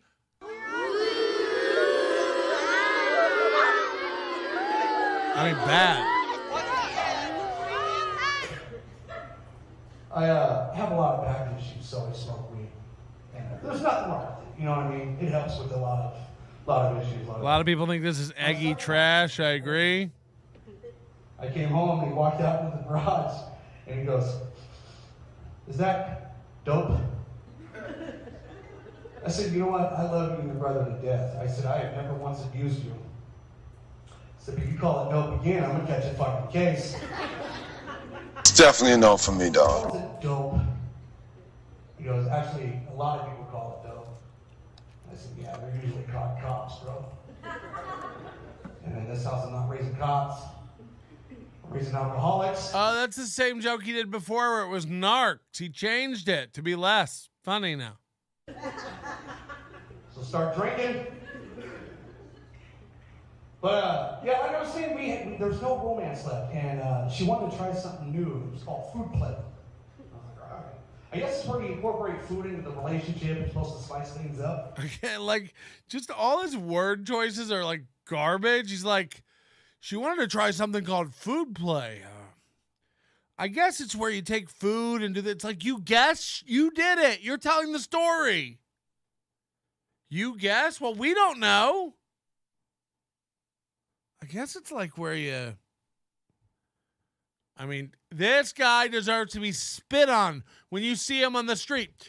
Put the word out to every comic at every open mic in Vegas. From here on out, let it be known, from Ocha to Chanclas, okay? From Champagnes to Shining Sea, okay? Let it be known, every time this motherfucker walks in a room, everybody be whispering and giggling and laughing. He should never not be laughed at again. I want this to be the last time anyone's ever around this motherfucker not doubled over laughing. And not for good reasons, just pointing at him and going, wow, wow, wow. What's it like to be a guy who looks like he's never stopped playing Dungeons and Dragons? What's that like? I've never seen more encapsulated into a body of work. Just an unfunny, like not even dad humor for such a guy who looks like a dad. This guy looks like a guy who collects Vans stickers. You know what I mean? This guy looks like a guy who has several skateboards and couldn't get on any of them because of the OSHA rules and regulations. It looks like a guy. This looks like a guy. This one looks like a guy who has a... I don't care. Okay. Sorry, got a little wound up about She it. wanted to try something one night. I was like, all right, I'm down. And it was last summer. And if you're from Vegas, you know how the summers are. Really hot. And out of all the food she chose that particular day, an ice cream cake. I'm like, all right. So that night we're getting our thing on, and somehow she managed to balance that cake on her ass. I'm like, that's and sure enough, it started melting down her crack. She's like, get in there. It's like, you want me to put my tongue in your butthole and lick all the cake out? She's like, yeah. I was like, first of all, in 13 years that we've been married, I have never once said that I wanted to put my tongue in, on, or around fucking cake. It's disgusting. It's fattening. I'm trying to watch my weight. All right, you guys warmed up? You ready to keep it going? So that's his big closer. He does this whole thing about his wife wanting him to eat cake out of her asshole, and he even delivers it like a new comic who's like, they won't fucking see this coming. They won't even believe it when this hits them. Not once. Okay. In my relationship, wait for it, have I ever said that I wanted to eat, they think I'm going to say asshole, cake. I thought he was going to say asshole. Fucking hell. How dare you? I mean, this is garbage. This is garbage, okay? And he has the gall to like sit in that for 20 seconds and then leave. Like, it's been my it's been my pleasure to work with you people here tonight and get you warmed up for this show. Can you believe that there's even funnier people coming out after this? Can you even believe it? Well, we got funnier people coming out. You're not going to believe it. It's fucking amazing. Holy shit. Yeah, I want that guy to never be able to walk around and not be laughed at again. Like, for all the wrong reasons. He shouldn't ever live this down. 3 episodes of Edwin San Juan's podcast. Check it out, ESJ Podcast on YouTube, and give him a watch. Sean Reddy, Mike Krasner, Edwin San Juan. I hope they keep doing this. This will give them more hits. Bring people in and do this breakdown on motherfuckers. Watch their stuff. Tear them apart. Give them shit. Give them hell. Tie them up. Hold him down, waterboard the unfunny out of them. Imagine being that guy. His wife must be downloading divorce paperwork right now while he snores on the couch. He's had a big day. I'd be looking into the cost of a lawyer to get out of it. Like, there's no way she hasn't made a horrible mistake. The children will never respect him. For as long as he hangs hats above the TV on uneven hooks, this is not a father. This is not a dad figure.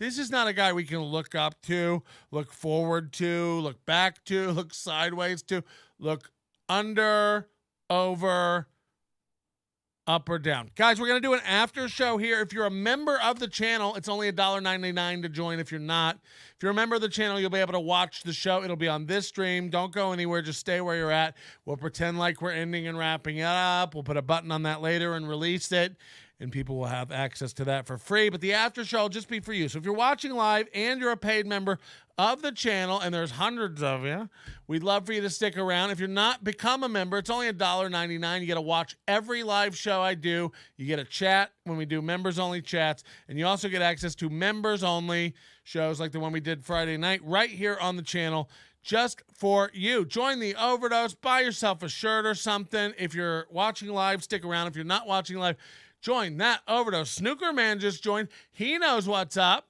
He knows what's up. Maybe we'll worm $1.99 out of Harrison Dye. We've turned a guy who used to probably hate me because of all his friends that he hung out with hating me. Maybe he'll come around and be like, hey, that Patrick guy's not too bad, but maybe not, you know. Daddy shark, daddy shark, daddy shark, daddy shark. You know, sometimes I think I have muscle memory on these buttons, and I never do, because I meant to end it, but I hit the Daddy Shark button, but it should have been the...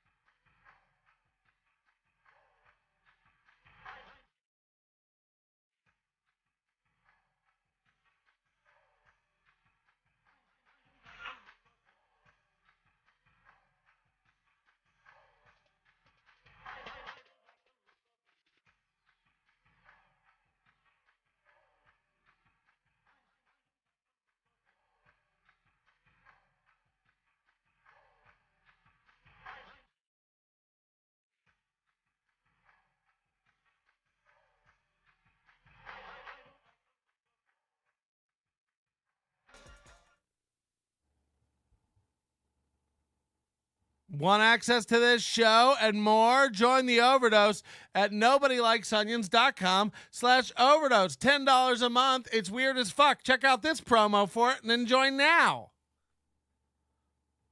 Check out that. Check out that. Hey, just go to this. Oh boy. Hey, just head over now to this. Oh boy.